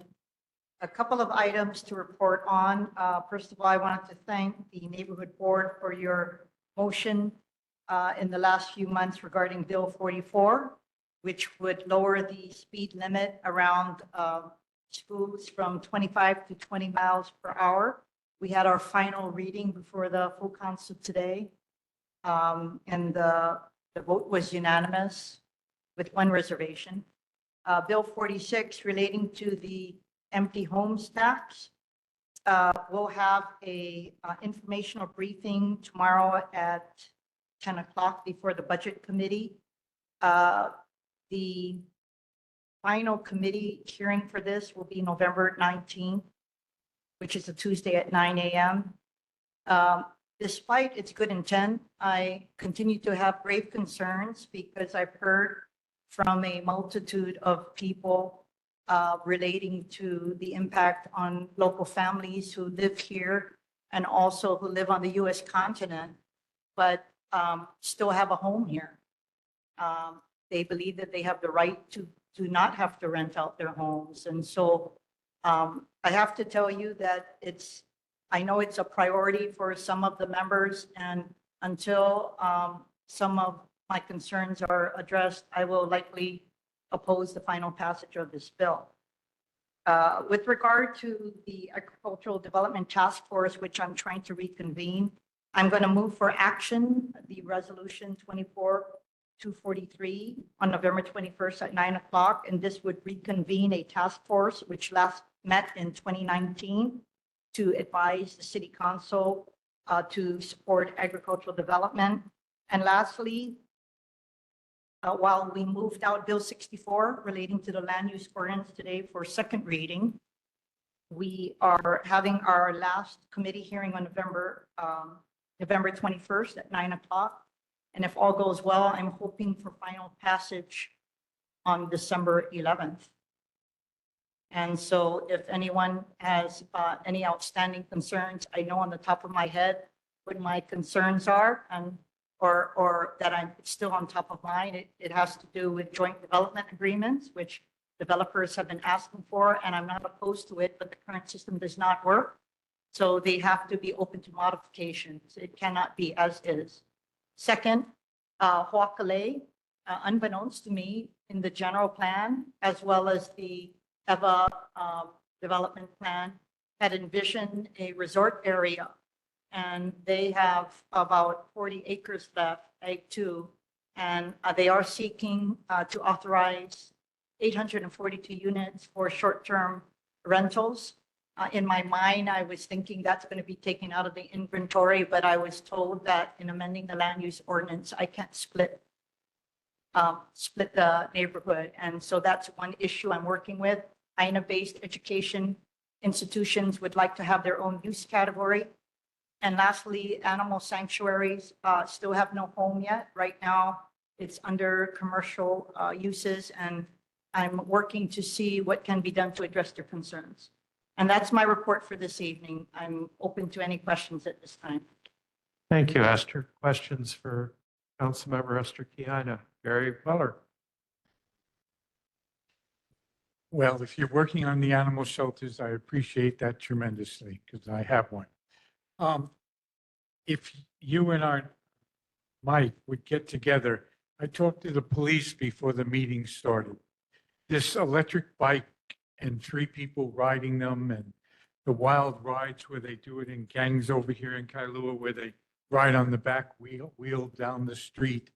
The police says that they warn the people, they talk to them, they go to the courts, but there's no legislation because they win their cases because it's not a moped and it's not a bicycle, and there's no legal description of what these are. And so if you both could work at the state level and the county level to help the police enforce these laws, it would be very helpful to the Honolulu Police Department. And I've witnessed myself here in Kailua driving around the danger. The other day at Akahi Shopping Center, one of the electric bikes had a guy, a girl, and a baby on the bike. And that really made me very nervous to see that kind of activity on an electric bike. Thank you for your Thank you. bringing that to my attention. The state, of course, has tremendous kuleana over that, but based on counsel from Travis, we do have a city council bill that is seeking to clarify what is needed to better regulate e-bikes, but we also need the support of the state. I know for myself, I'm seeking what the city could do. And I know it's a small amendment, but as measures move forward, I'm concerned that at least within our city parks, they are driving recklessly. And we have regulations for the regular bikes. And even if enforcement will always be a problem, we still have to set it in law that e-bikes should have a speed limit. Right now, they don't because they're not being properly regulated. So I just want to assure you that it is top of mind, but we cannot do it on our own. And there still needs to be clarification at the state legislature. And so I'm looking for support and help from our Windward state legislators on that matter. Evan Weber. Yeah, mahalo, Esther. I have appreciated all of your efforts around the local housing stuff. So I am just disappointed to hear where you're at and thinking about the empty homes tax right now.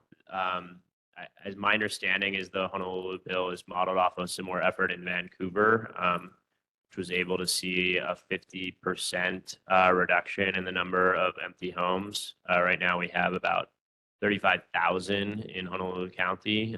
So, that would be something close to 15,000 homes back into our housing market here, which would take a big chunk out of the state's goal of getting 50,000 units by 2025. We're in a housing crisis, as you know, and have made great efforts on. So, even if I did a little research, and I think there are some exemptions in the Vancouver law. You're obviously more in the weeds than I am on some of the issues that residents have been bringing to you on this, but I guess you know, is there any work that can be done to provide some exemptions and, you know, try to keep this effort alive and moving forward? Because I think, in addition to addressing the housing crisis, you know, we have a lot of empty homes here in Kailua, and it diminishes the qualities of our neighborhoods when, you know, we walk around and there aren't as many families there. That's one of the nicest things about living in this neighborhood, is having these rich, full communities. So yeah, just want to continue to encourage you to keep on if you can. I'm keeping an open mind. I highly recommend you come to the informational briefing. I will say this because Canada is always raised. Canada is not bound by the US Constitution, and the laws that apply to equal protection clause matters. And when it comes to discriminating based on whether someone is a resident versus a non-resident will likely be challenged in court. So I think my colleagues know how I operate. I'm a realist. And there are various ways to increase our housing inventory. This is one of them, but we have to do it to have it be legally sound and not challenged in the courts. And so that's the balance that I'm looking at. And so when you have so many exemptions, and exemptions would likely be challenged, I'm seeing just a lot of holes in a big chunk of cheese right now. And so you can bet that I will try to do everything possible to make it work. But if it doesn't work, we need to face reality and look at all other avenues that we have. I believe that looking at how our residential A housing is dealt with is it could be a big help. And in other words, residential A, for those who don't know it, that's not your primary home, it's your second home. And I'm proposing to have different tiers so that if people are looking to try to have, you know, those who are outside investors come to Hawaii and take advantage of the beauty and wonderful climate of our people, as you know, as well as the weather. I think that it needs to be fair with regard to tax burden. So all I'm just saying is I don't believe one single solution is going to solve everything, and we have to be open to all solutions. Failure to take into account the adverse impact to local families, including local families who have been forced to move away and cannot prove that they're a resident no longer, but have a home here. Maybe have a hui with friends or with other family members to maintain a home. Should they be penalized? I don't think so. And so I'm just trying to say that you have to look at both sides of the issue. I'm keeping an open mind. But again, it comes down to the US Constitution and the equal protection clause of that Constitution. And that is our challenge. So yes, Vancouver is always used, but Vancouver is not part of the United States. Yeah, but if you're trying to provide exemptions, what you're trying to do is we are trying to target outside investors. So find a solution for me that is legally sound, that will benefit local residents in some whatever fashion that would withstand constitutional muster, and I'm all ears. We're actually trying to do that right now as we speak. Chair Waters is actually working, and not Chair Say, but Councilmember Say, I have my own list of exemptions as well. But it's a complicated matter, and I just encourage everyone to take a look at it. That's all I'm at. Jeff Suckernick. Hey, Chair. Coming back onto Gary Weller's comment about the electric bikes, I think it's a huge problem. However, I was at the city council meeting today, and every single public safety endeavor that was brought to the city council, Councilmember Kia Aina supported strongly. So I'm having full faith that the council member is going to do the right thing when it comes to the legislations that is necessary to go ahead and regulate the e-bikes. And just a shout out to the council member for her support for public safety. Thank you. Thank you so much. David Laya. Yes, hi. Curious about the LUO, the effort to change everything. Is there an intention to increase density? And increase more inventory of homes in this process? That's a good question, because as you know, the state legislature had passed Senate Bill 3202, which I adamantly opposed, which would allow for two accessory dwelling units to be built on top of the single-family dwelling, which would impact not just Kailua, but all residential communities. This bill currently does not align with that. Under my version of the bill, I believe if you're going to talk about multi-general families, then do what you mean. 2 ADUs will, for me, encourage outside speculation to buy up a home, bulldoze it, and build a new unit and 2 ADUs because you're going to try to maximize the revenue. What I've done under Bill 64 is to require that one of those units must be an Ohana unit, which requires that you must be blood related. And so if you do that, then that means you're truly doing what you speak. Don't talk to me about my multi-generational keeping families here when all you're doing is allowing for speculation. And that's my feeling on that.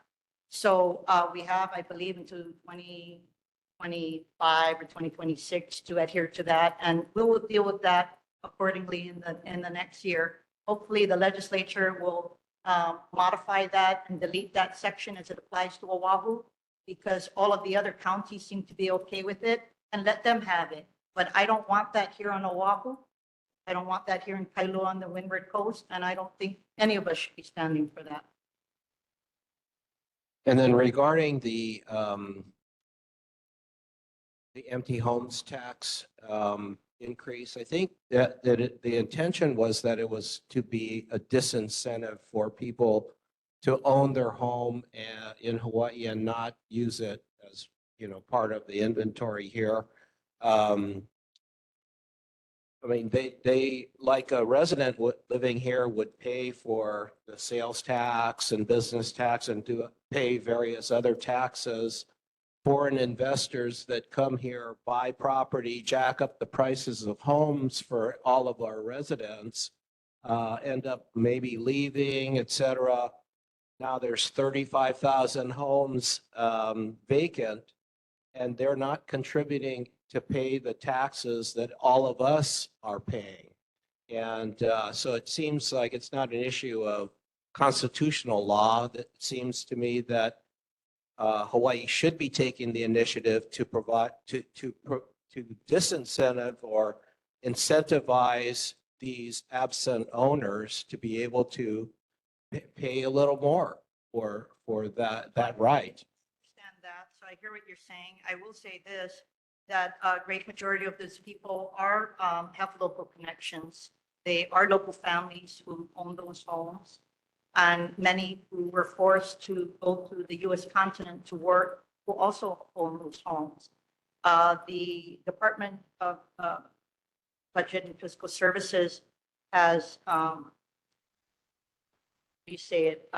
hired a firm, a very reputable firm to do an assessment of this, because it's not just about the intent again, it's about the actual implementation and the staffing needed to get it done.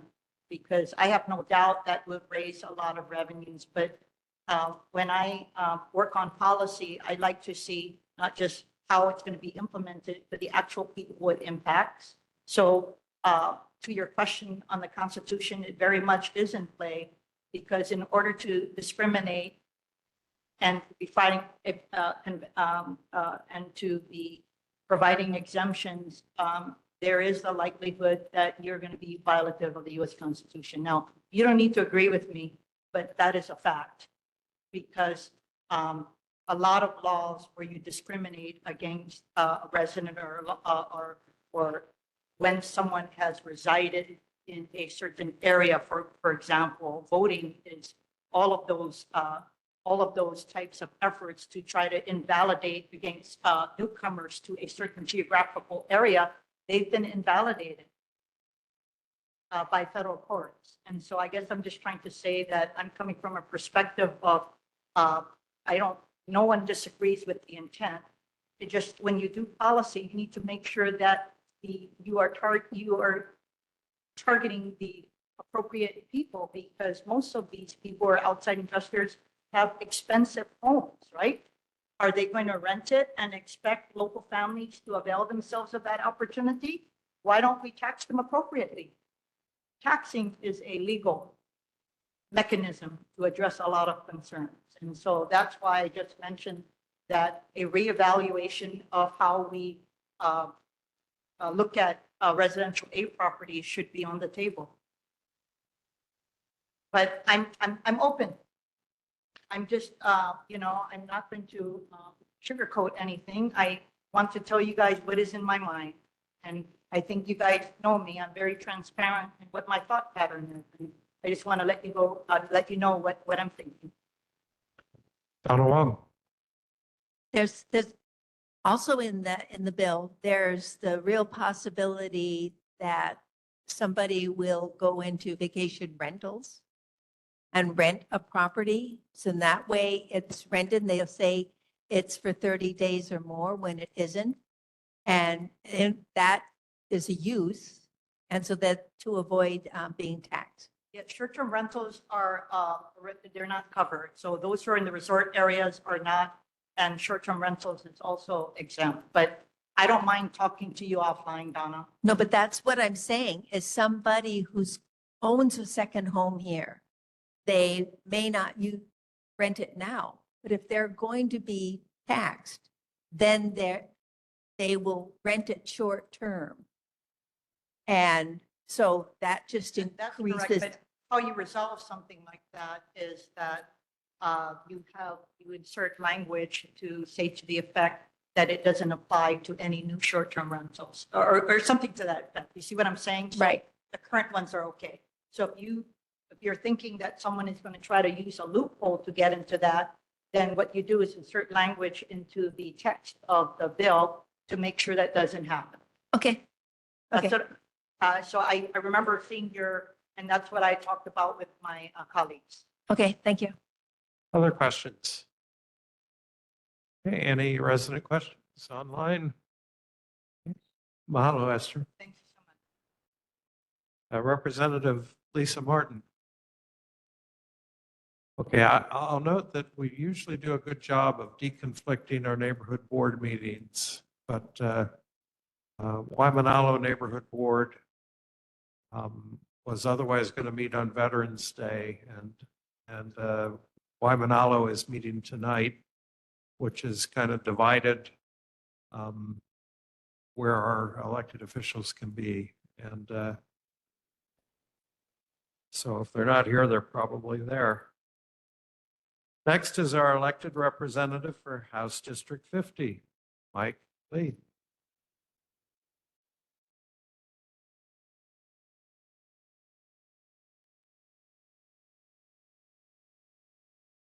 Thank you. Good evening, Kailua. Good evening, board. My pleasure and privilege to be here tonight. As it's been very brief, I haven't been sworn in yet. My report will be very brief. Before I get to that, I did want to share some mahalos.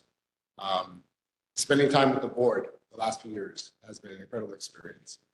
Whether it's Donald Wong and Levani Lipton working on homelessness or water quality, or working with Carol and Claudine on public safety.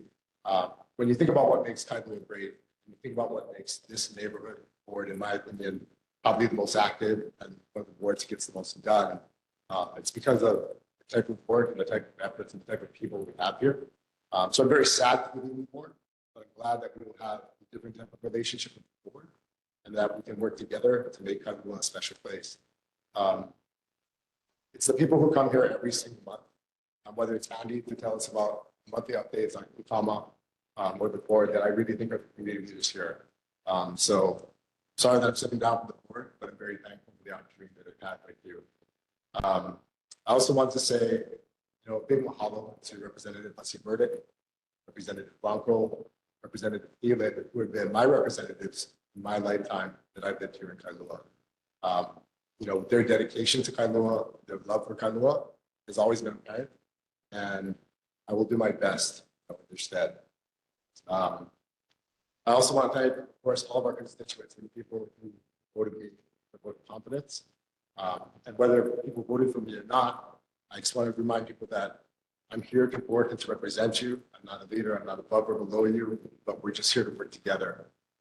Because truly, Kailua, I can't say that very often, but Kailua is one of the best places to raise a family, one of the best places to live. And I think it's one of the best places to age and so I just wanted to share my mahalo to the community and the board. But yes, I have not been sworn in yet. We have orientation tomorrow. We do not have offices yet, but we will probably have that by Thanksgiving. That's our goal. And we want to make sure that we have a responsive office, an office that works with the community. I'd also like to bring up my office manager. This is George Hooper. He's going to be my office manager. He is he's a 6-year veteran with the Hawaii National Guard. He is a former World Team member of the U.S. Greco-Roman wrestling team. He's competed and represented the United States at the World Championships. He is also a former UH football standout, but I'll let him share a little bit more about himself and the type of office that we're trying to build.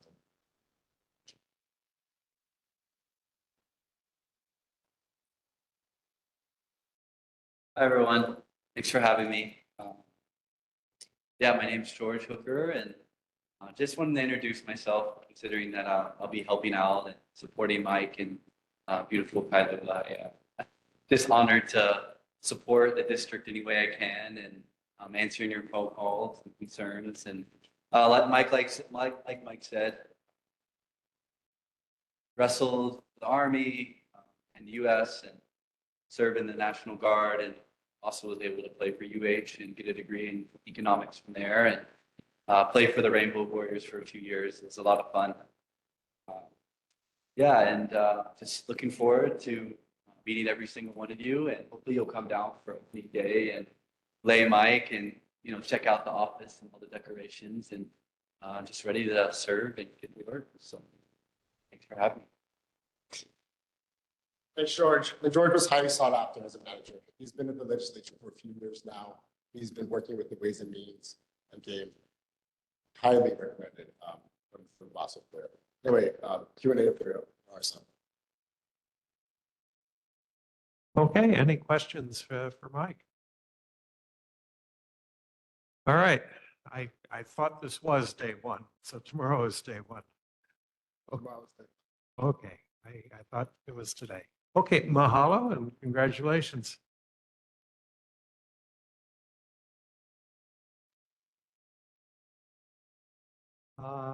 Next is Nicole Gray, representing Representative Jill Takuda.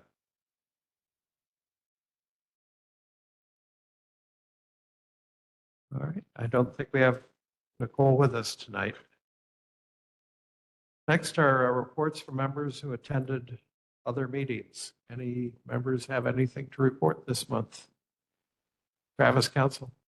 Just going off of the couple questions about electric bicycles and e-mobility devices, I sit on the city's e-bike task force or e-mobility task force. I do want to highlight that electric bikes by definition are not really the issue that we're seeing out there. It's more the high-speed, undefined electric devices. So just kind of a quick announcement from that is there's a city public meeting next Thursday at 6 p.m. So the 14th at 6 p.m. It's a Zoom meeting, honolulu.gov/complete streets. You can sign up for it. It's going to give an update of what that task force is suggesting for Bill 52, which the City Council's hearing later this month, and then also recommendations they're making to the state.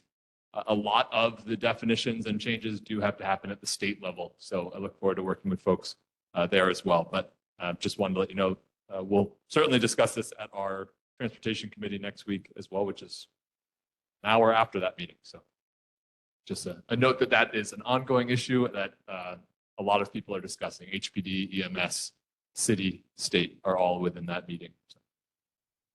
Anyone else? Fine.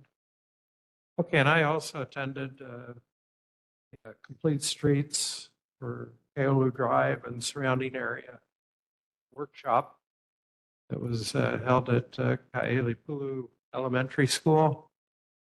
Our Complete Streets Administrator, Renee Espia, who addressed the neighborhood board last month, ran the workshop. This is, this was not to present, here are our plans. It was rather an opportunity for those in attendance to voice their concerns and mark up drawings and make suggestions. So it's the beginning of a process for them. All right, next we have a presentation. And this is an SMA permit application for 156 Kiapai Street. The presenter is Mark Holland of Environmental Services. Mark? Can you hear me? Yes. Good. Could you load the presentation for me, please? I can't seem to load it again.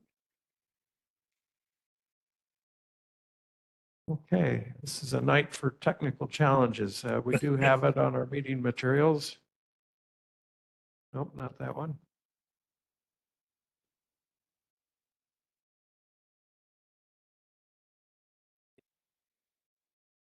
Okay, first slide is up. Okay. It's not showing up on my end, but I'll go ahead and start. Thank you, Chair Bill and the members of the neighborhood board. This is Actually, the- Mark, if I could interrupt you for a moment, Spencer is having difficulties downloading. Lavani, would you be able to drive the slides on this one? Sure, I can. Can you just tell me the title real quick? Yeah, it's Leon property. presentation 156 Kiapai Street, SMA.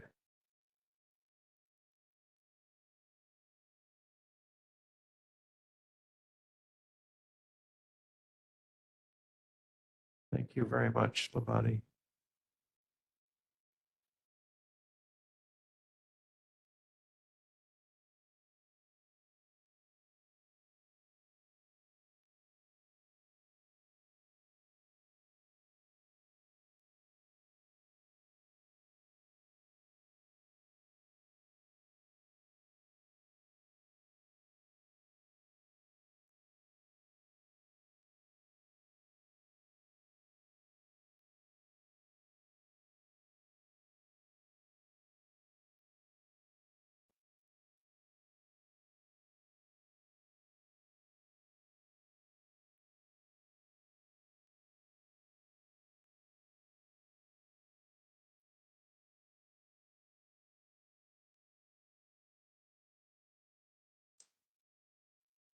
Sorry, I had the presentation. It's just not showing on my share screen. Hold on.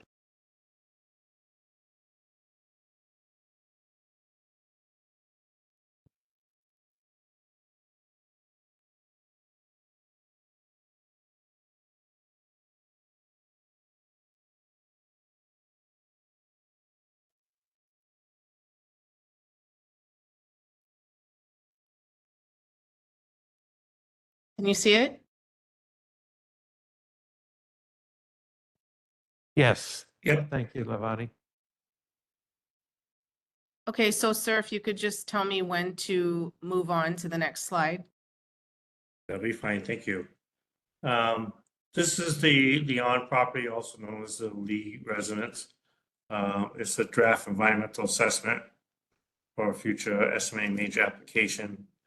DPP's kind of changed things up a little bit. They want us to present environmental assessment drafts after they've been accepted by DPP before we go to the final environmental assessment. So that's why we're in front of the board tonight. As biologists, we approach these things a little differently than architects and engineers. We use the biological design spiral, where we go through the process of distilling the information that comes in. For example, from Councilwoman Esther, we pay attention to cultural considerations, listen to the INA.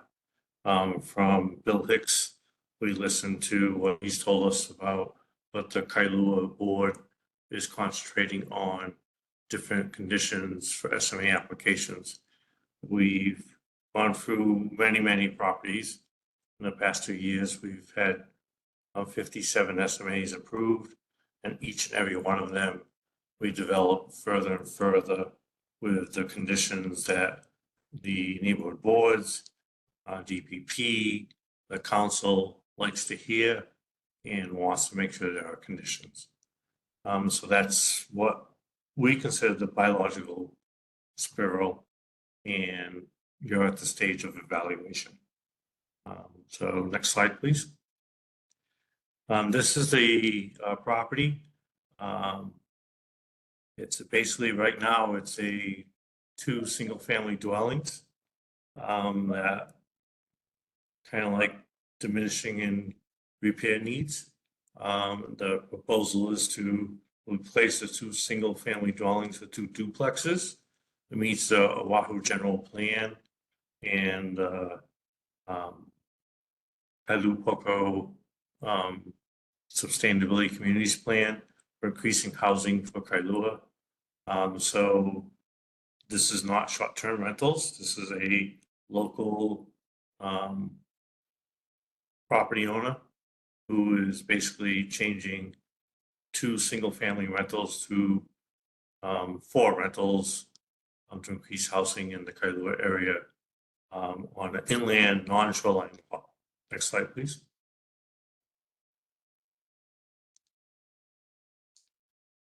So again, it's 2 units each in each duplex dwelling, replacing the 2 existing single-family dwellings that pretty much need to be replaced. Of course, it's over $500,000, so it's an SMA major. It's been distributed to agencies with comments. When these comments come back, they're very important to us, whether it's Donna from your board with conditions, or whether it's Councilwoman Esther with cultural considerations, or whether it's DPP with we'd like to see this in it. We always try to make sure that as these projects come forward, as you probably have seen over the last couple of years, we continue to advance the conditions and proposals as people develop their properties. These are not mainlanders. These are not vacation renters. These are local families increasing housing for the neighborhood. Next slide, please. So this is the current property. It's across from the Kamanui Marsh. There are houses between the marsh and this Mackay side of the boulevard to be demolished. So it's not, biological considerations is not as strong. I hope you realize I'm a biologist, so I take those very seriously. But this is a situation where it's very unlikely that marsh inhabitants come across a property on the Maka side of the boulevard and then cross over to this property on the Mackay side. Next slide, please. The planned project is to demolish the 2 dwellings and then basically build 2 duplexes, each with 2 units of their own, an upper and a lower on both sides. Next slide, please.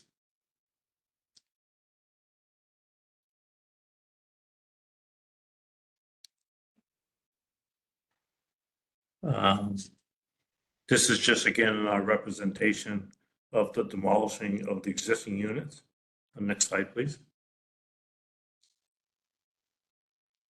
It's in SMA, as you can see the little blue dot. It's in the SMA, so that's why it's required by DPP for us to do an SMA merger application. They did a determination, even though they're in the lot, and they have to do an SMA major application, which requires, because there's 4 units, to go through the full EA process rather than the shortened ordinance 23-4 process. Next slide, please.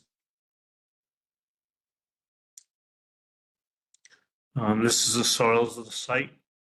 As you can see, it's a little bit misrepresentative. I'm a registered soil scientist in many states. Why it doesn't have soil scientist representation. calls for jacket sands. The site's been developed for many, many years. It's apartment zoning.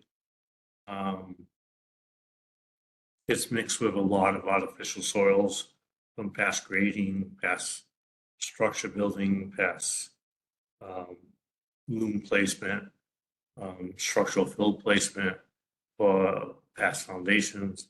The plan is to use the existing foundation elevations on grade, use on-site materials to be consistent with the soil characteristics that DPP and your board just passed, to make sure the soils are clean and on-site where possible, as spread as possible. Next slide, please.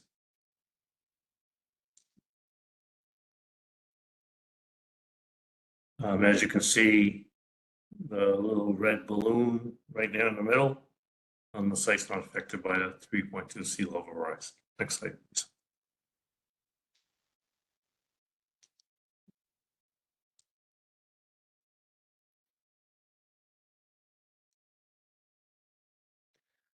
There are no coastal erosion lines for this property. It's an inland lot. We can go way out towards Kailua Bay and find some erosion transits, but they're many hundreds of feet away, and so there's no effect from coastal erosion indicators on this property. Next slide, please.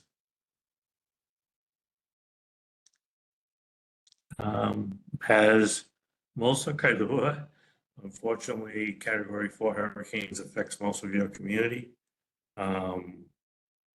It's in the 3 to 6 foot surge range, but your entire community would be affected in Cat 4. It's reduced in Cat 2 and Cat 1. Cat 3, it starts to increase. But this is the situation for most of your town. Next slide, please. Critical habitat on the shoreline of Kailua is proposed for designation as critical habitat, mainly for green sea turtles and for the seals. The 2 islands offshore of Lanikai are already a designated critical habitat. Inland along the canal and the marsh are not considered critical habitat. Next slide, please.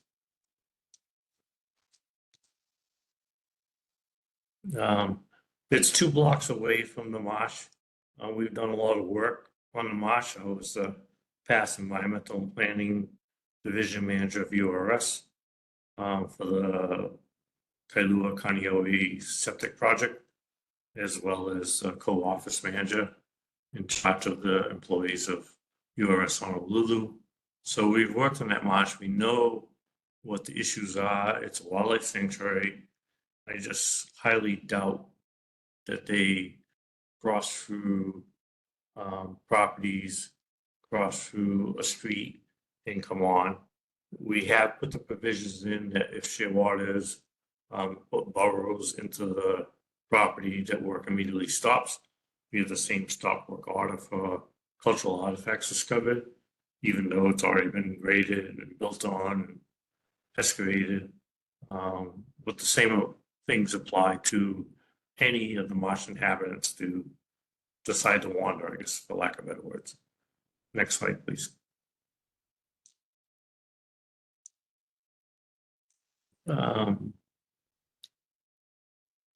Thanks to your board and to many other boards and to DPP and to the city council.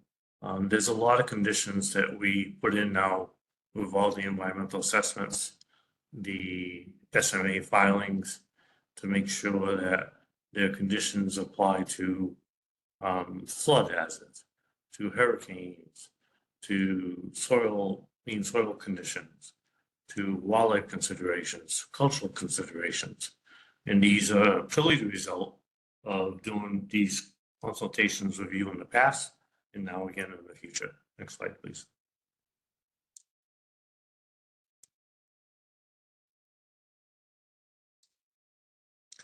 So we're environmental out of Kahuku. You're welcome to visit our website to see what we're about. We've done this for a long time. I trained under Rachel Carson.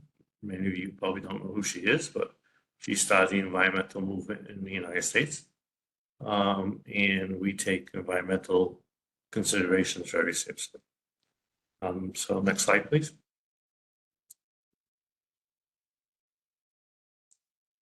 So again, if you have any questions, we're more than welcome to answer them. Thank you. Okay, mahalo. Just to reiterate, this is replacing 2 single-family homes with 2 duplexes, and the land is zoned A2, apartment zoned land A2, and it will also be presented at the Planning, Zoning, and Environment Committee meeting this month, 3rd Tuesday, November 19th at 7 p.m. So are there any questions on tonight's presentation? And Bill, I got the 17th, it's the 19th. 3rd Tuesday, it's the 3rd Tuesday. I think it's the 19th, but I might be wrong. Okay. Yeah, 3rd I'll be Tuesday is the there. 19th. The election was the 5th, 12th, 19th. Okay, I'll be there. Any questions? Online? Any residents? Okay, mahalo. We have another.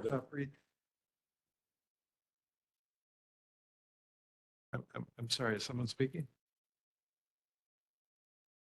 Okay.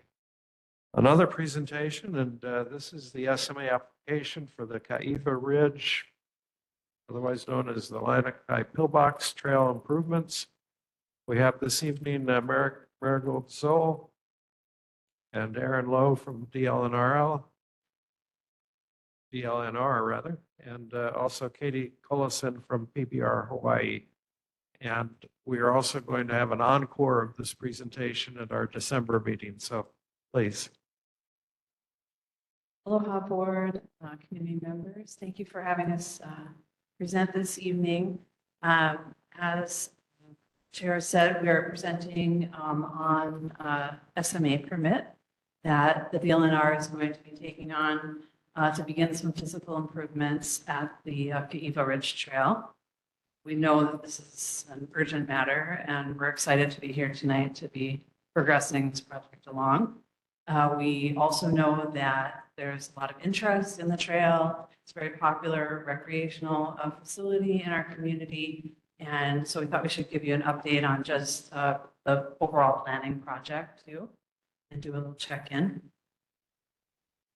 So here's our little agenda. We're just going to give you an update on some of the management plan actions and then cover the SMA permit briefly. So just for anyone who's new to this project or the area, what we're talking about is the Lanikai Pillbox Trail, also traditionally known as Kailua Ridge. Kailua Ridge Trail, the land that, the corridor that extends from Ke'elepulu Drive near the entrance to the Bluestone condominiums and Midpack Country Club up to the first pillbox on the ridge line. So we're just talking about the segment that's on the Lanikai side of the ridge. And we've been working on this project for, on the next slide, here's a map on the screen of the area. The project that the DLNR has been working on for the last few years has been to develop a management plan for the trail that includes both addressing physical deterioration of the trail corridor, as well as trying to manage visitors and human activity on the trail. So the management plan was developed in 2023.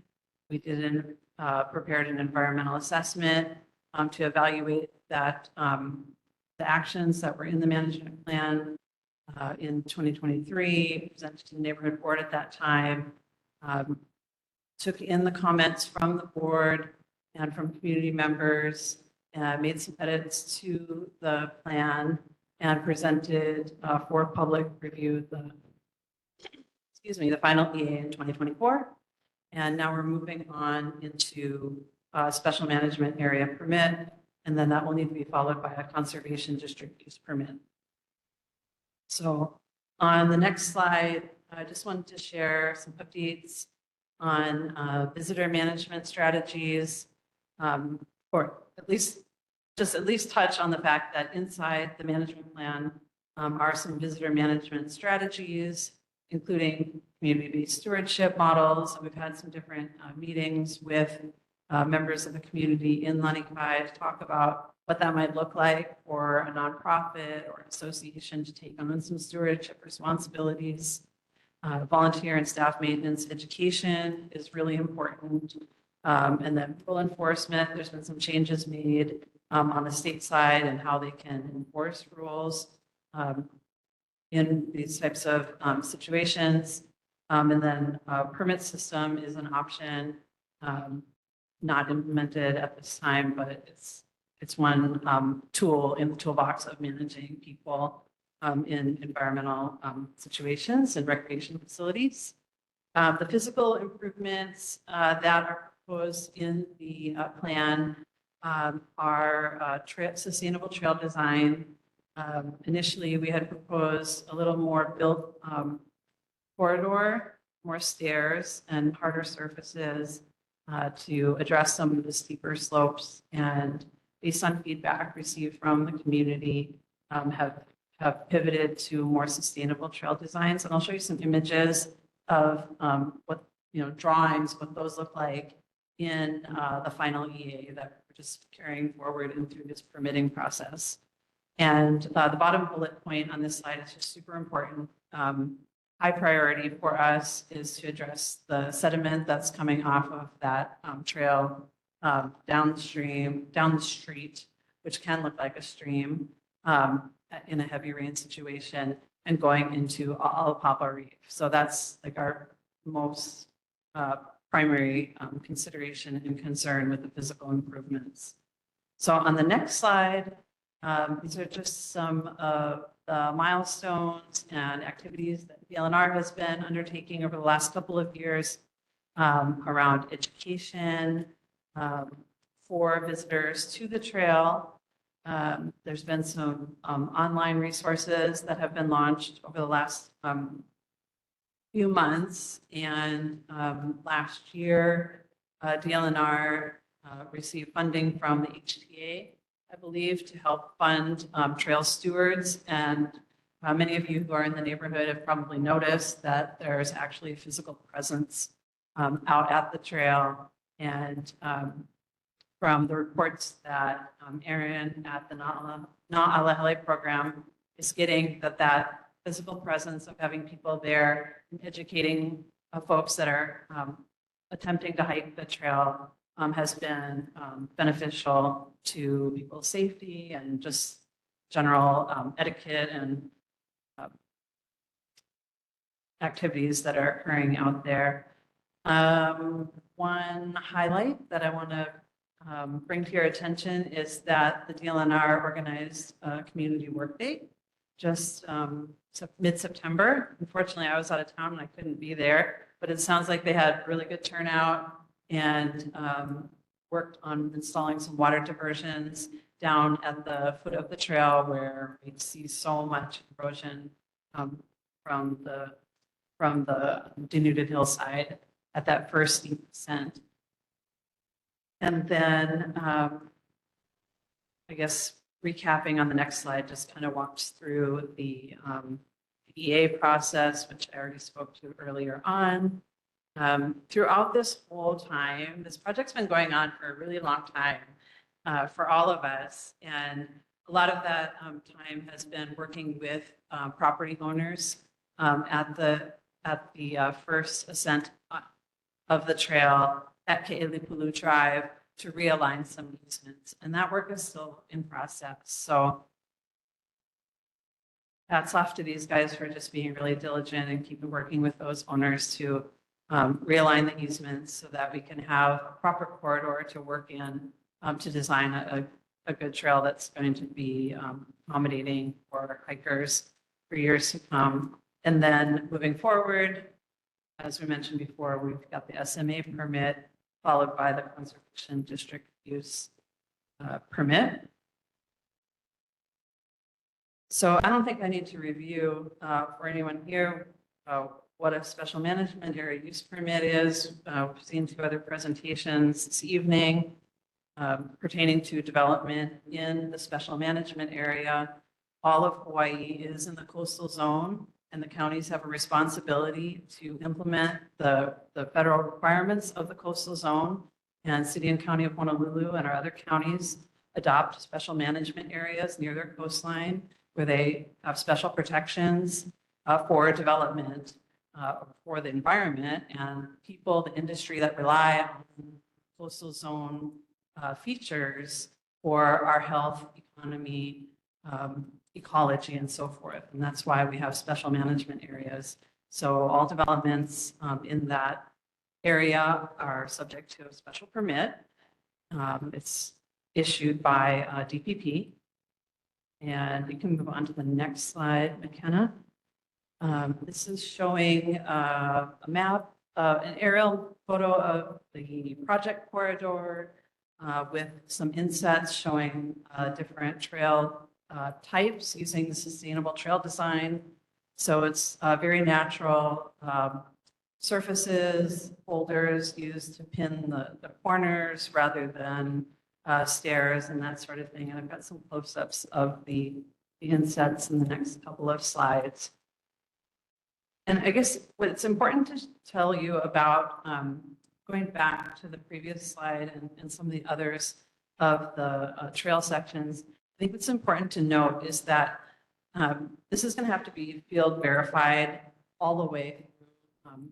Any sections that the state takes on in construction, it's going to have to be done hand in hand with the contractor to really contour every section of the trail. So it's not something that can be prescriptively designed. It's going to have, it's a lot of feel and there's a lot of art that goes into the building of these trails. So just wanted to make that note. This slide is just a beautiful board that we had in an earlier community meeting, just to reiterate the need for native plants in the restoration of the trail corridor. Oh, sorry, McKenna, you can go back to the next slide. Thank you. I'm advancing on my laptop and not watching what's on the wall. So native plants goes without saying, but important to say anyway. And the next slide, the next series of slides, actually you can run through the next series of slides, just shows sections of trail designed. These would be like specifications to give you a sense of what the contractor and the state will be using to guide the direction of the construction of the trail. Of course, like I said, everything has to be kind of field verified as they go. The SMA permit application, I touched on this a little bit earlier, but the idea is to protect our recreational, historic, scenic, coastal resources.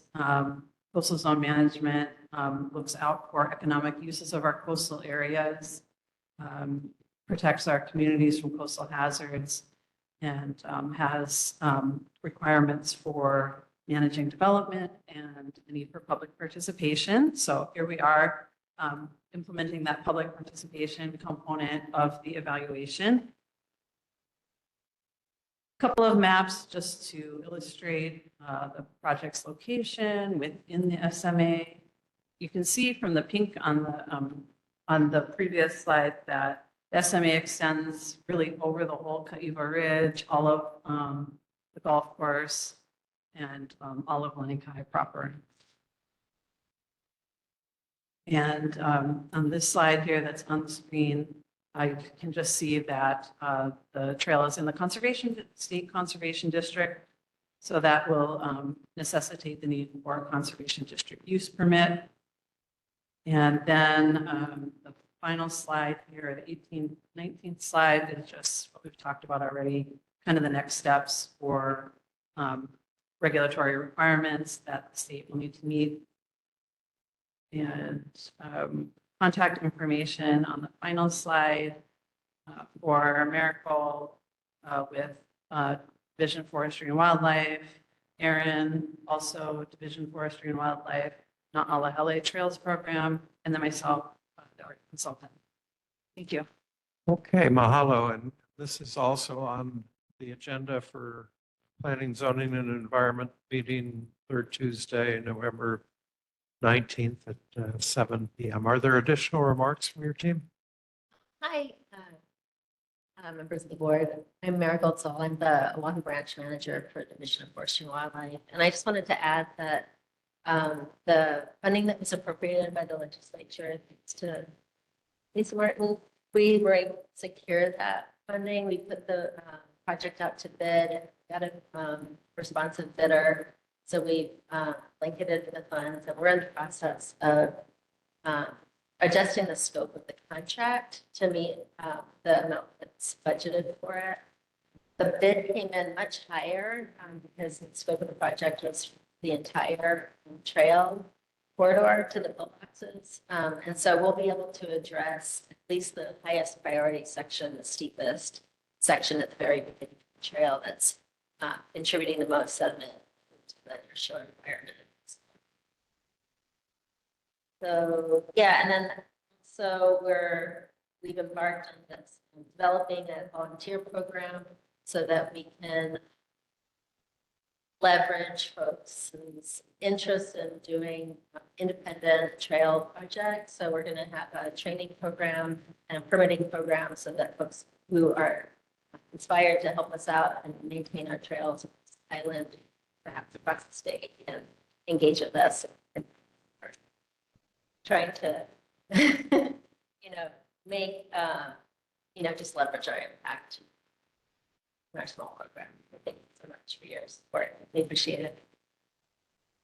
Okay, as Representative Lisa Martin, who's come all the way from Waimanalo's neighborhood board meeting to join us, had mentioned some time ago, there are two charters to DLNR. One is management of the trail to minimize erosion, address steep slopes, minimize personnel injuries, and sustain the trail for the long term. And the other management aspect was managing the use of the trail with up to 2,000 people a day on the trail with very limited resources in Lanakai.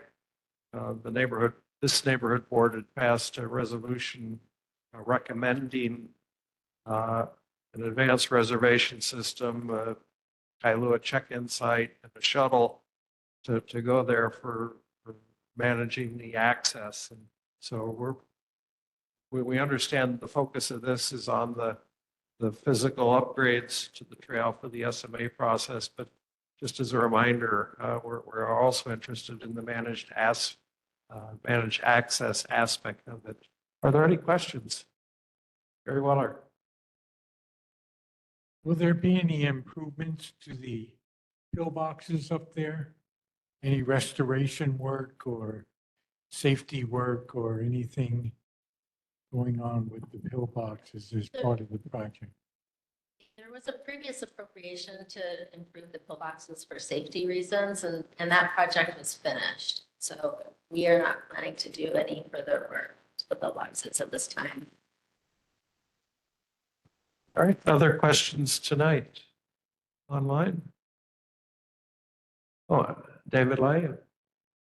Yes, can you share with us the cost of this project and who's paying for that? And what exactly is happening regarding the parking and traffic? All right, so the cost of the planning, it was so long ago, I think it was around $400,000. Not the cost of the planning, but what is the bid that you received to do this work? Oh, so the bid to do the trail improvements came in at around $4 million, but the amount of money that we have is $900,000. So we're reducing the scope of the bid to just meet what we have for funding right now. So the renovation work that you're talking about is going to cost $4 million. That was the bid that came in, but we don't have the funds. We don't intend to seek to do all of that work. We're just going to focus on that first part of the trail. It's the steepest part. Please say again the amount that is available. $900,000 is available. Okay, so $4 million bid, 900,000 has been authorized. Okay. Other questions? The parking was another question. What accommodations are you making for parking? Right, so we don't have any control over any of the parking situation around the trailhead. And so we're encouraging folks to use alternative means of accessing the trail, like the bus or walking, getting dropped off, and then the community to try to still explore and find solutions over time. But we don't have the land area to provide that parking, unfortunately. Steve Tracker. So what is going to be used to line back as it goes? Going to be vegetation or boulders, or what are they putting? Yeah, it'll probably be boulders and hardened trail surface along the pathway. And then we intend to revegetate with native plants like peely grass and lima and things like that. Thank you.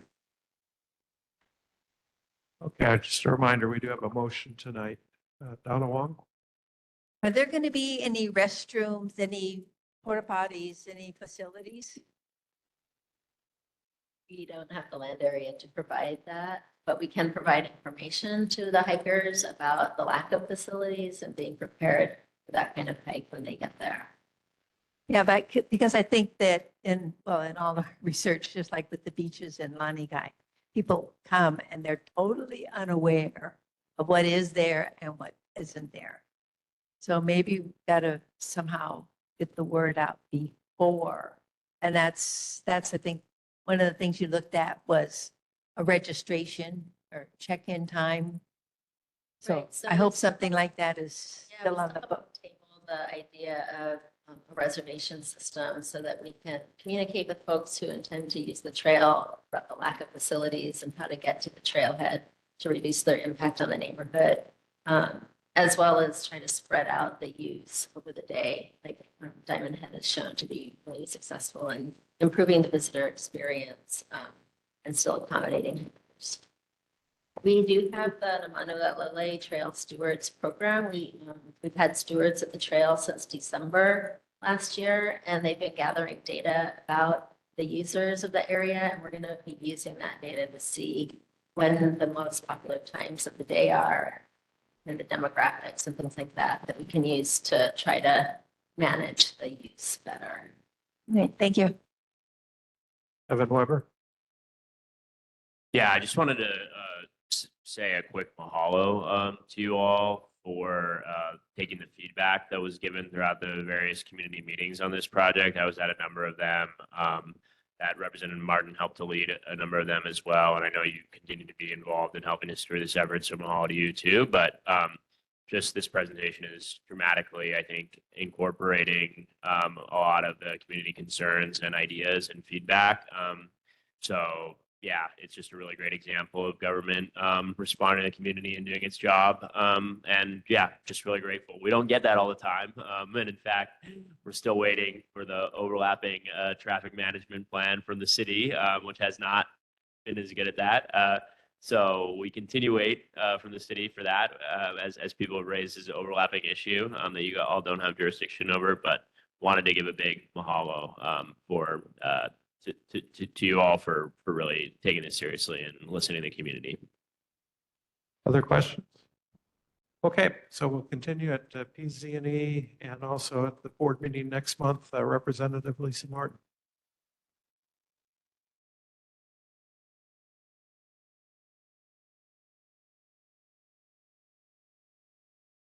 We are in the process of updating our Na'alahele rules. Dash.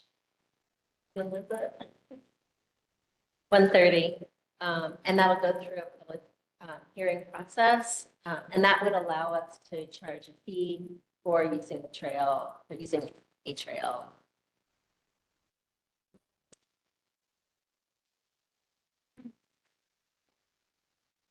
Our latest step is we're reviewing it internally with in-house staff and now with the leadership and also rolling it out to our advisory councils for review. Our trail advisory councils are made up of stakeholders, different user groups on the trails.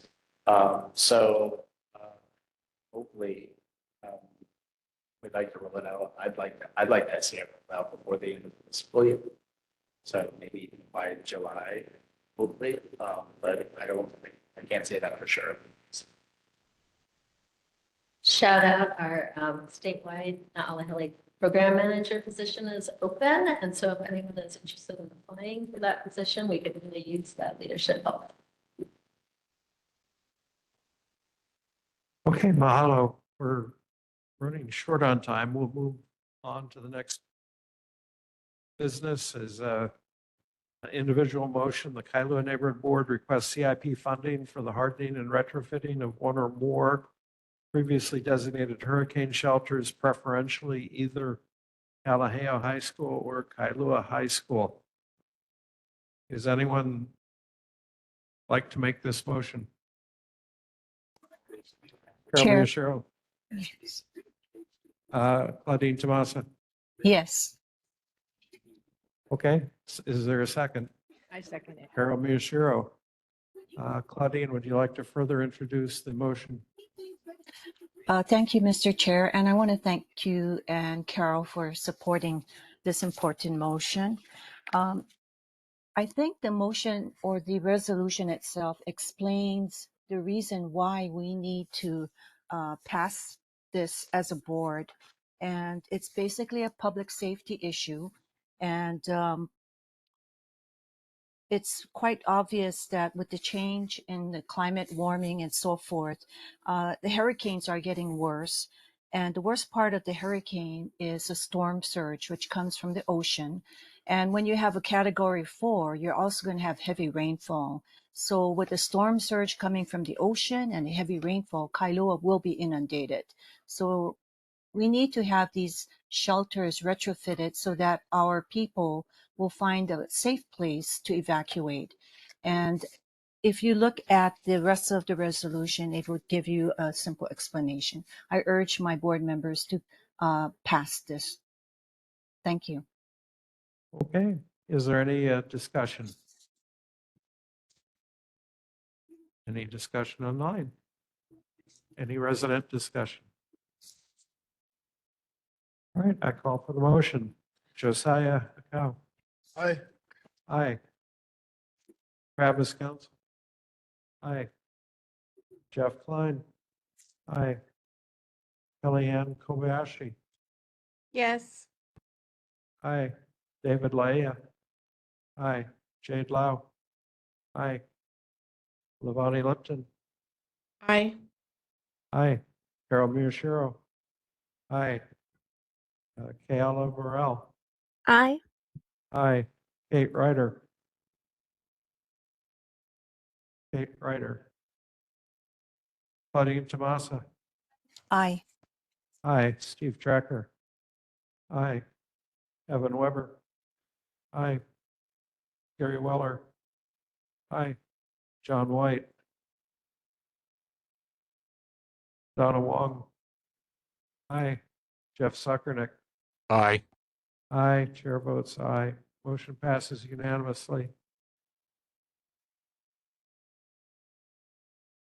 I believe it's 16-0.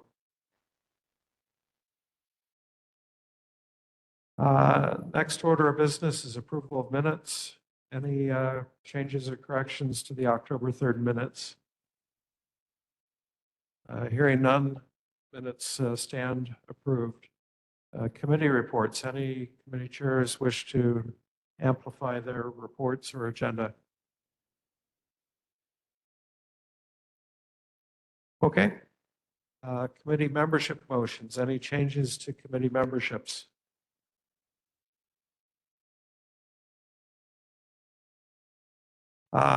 Lisa Martin.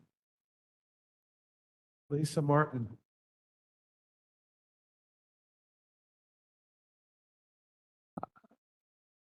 Before we adjourn, we appreciate your making the hike from Waimanalo Neighborhood Board. Are there any remarks you'd like to make tonight? I won't keep you very long. It's almost 10, but I will just say that, you know, after post-election, we now have our new leadership, and I think it's going to be a very good work environment for us at in the House. We have our first female speaker, and been part of seeing the dynamic change of delegation and collaboration. So that's great. I will still be chair of human services, but we've added homelessness to my portfolio. And I've been working really hard on issues trying to reform and child welfare services. And so I'm hoping that we'll get some stuff done this session. And then questions. All right, mahalo. Any questions for Lisa? Okay, mahalo. Chair's report. It's been a long-standing tradition of Kailua Neighborhood Board that we conduct a holiday party prior to our December meeting. And traditionally, the meeting the meeting convenes at 7 p.m. and at 6 p.m. we have a potluck. Members set up on the tables in the back and bring food to share with each other, and about 45 minutes or so of social activity as we go into the holiday season. So I intend to resume that tradition. It got interrupted by COVID pandemic, but we'll plan on 6 p.m. sharing food and the holiday merriment next month. That's December 5th. And agendas, committee agendas for December are due by Sunday, November 24th. This meeting is adjourned at 9:50.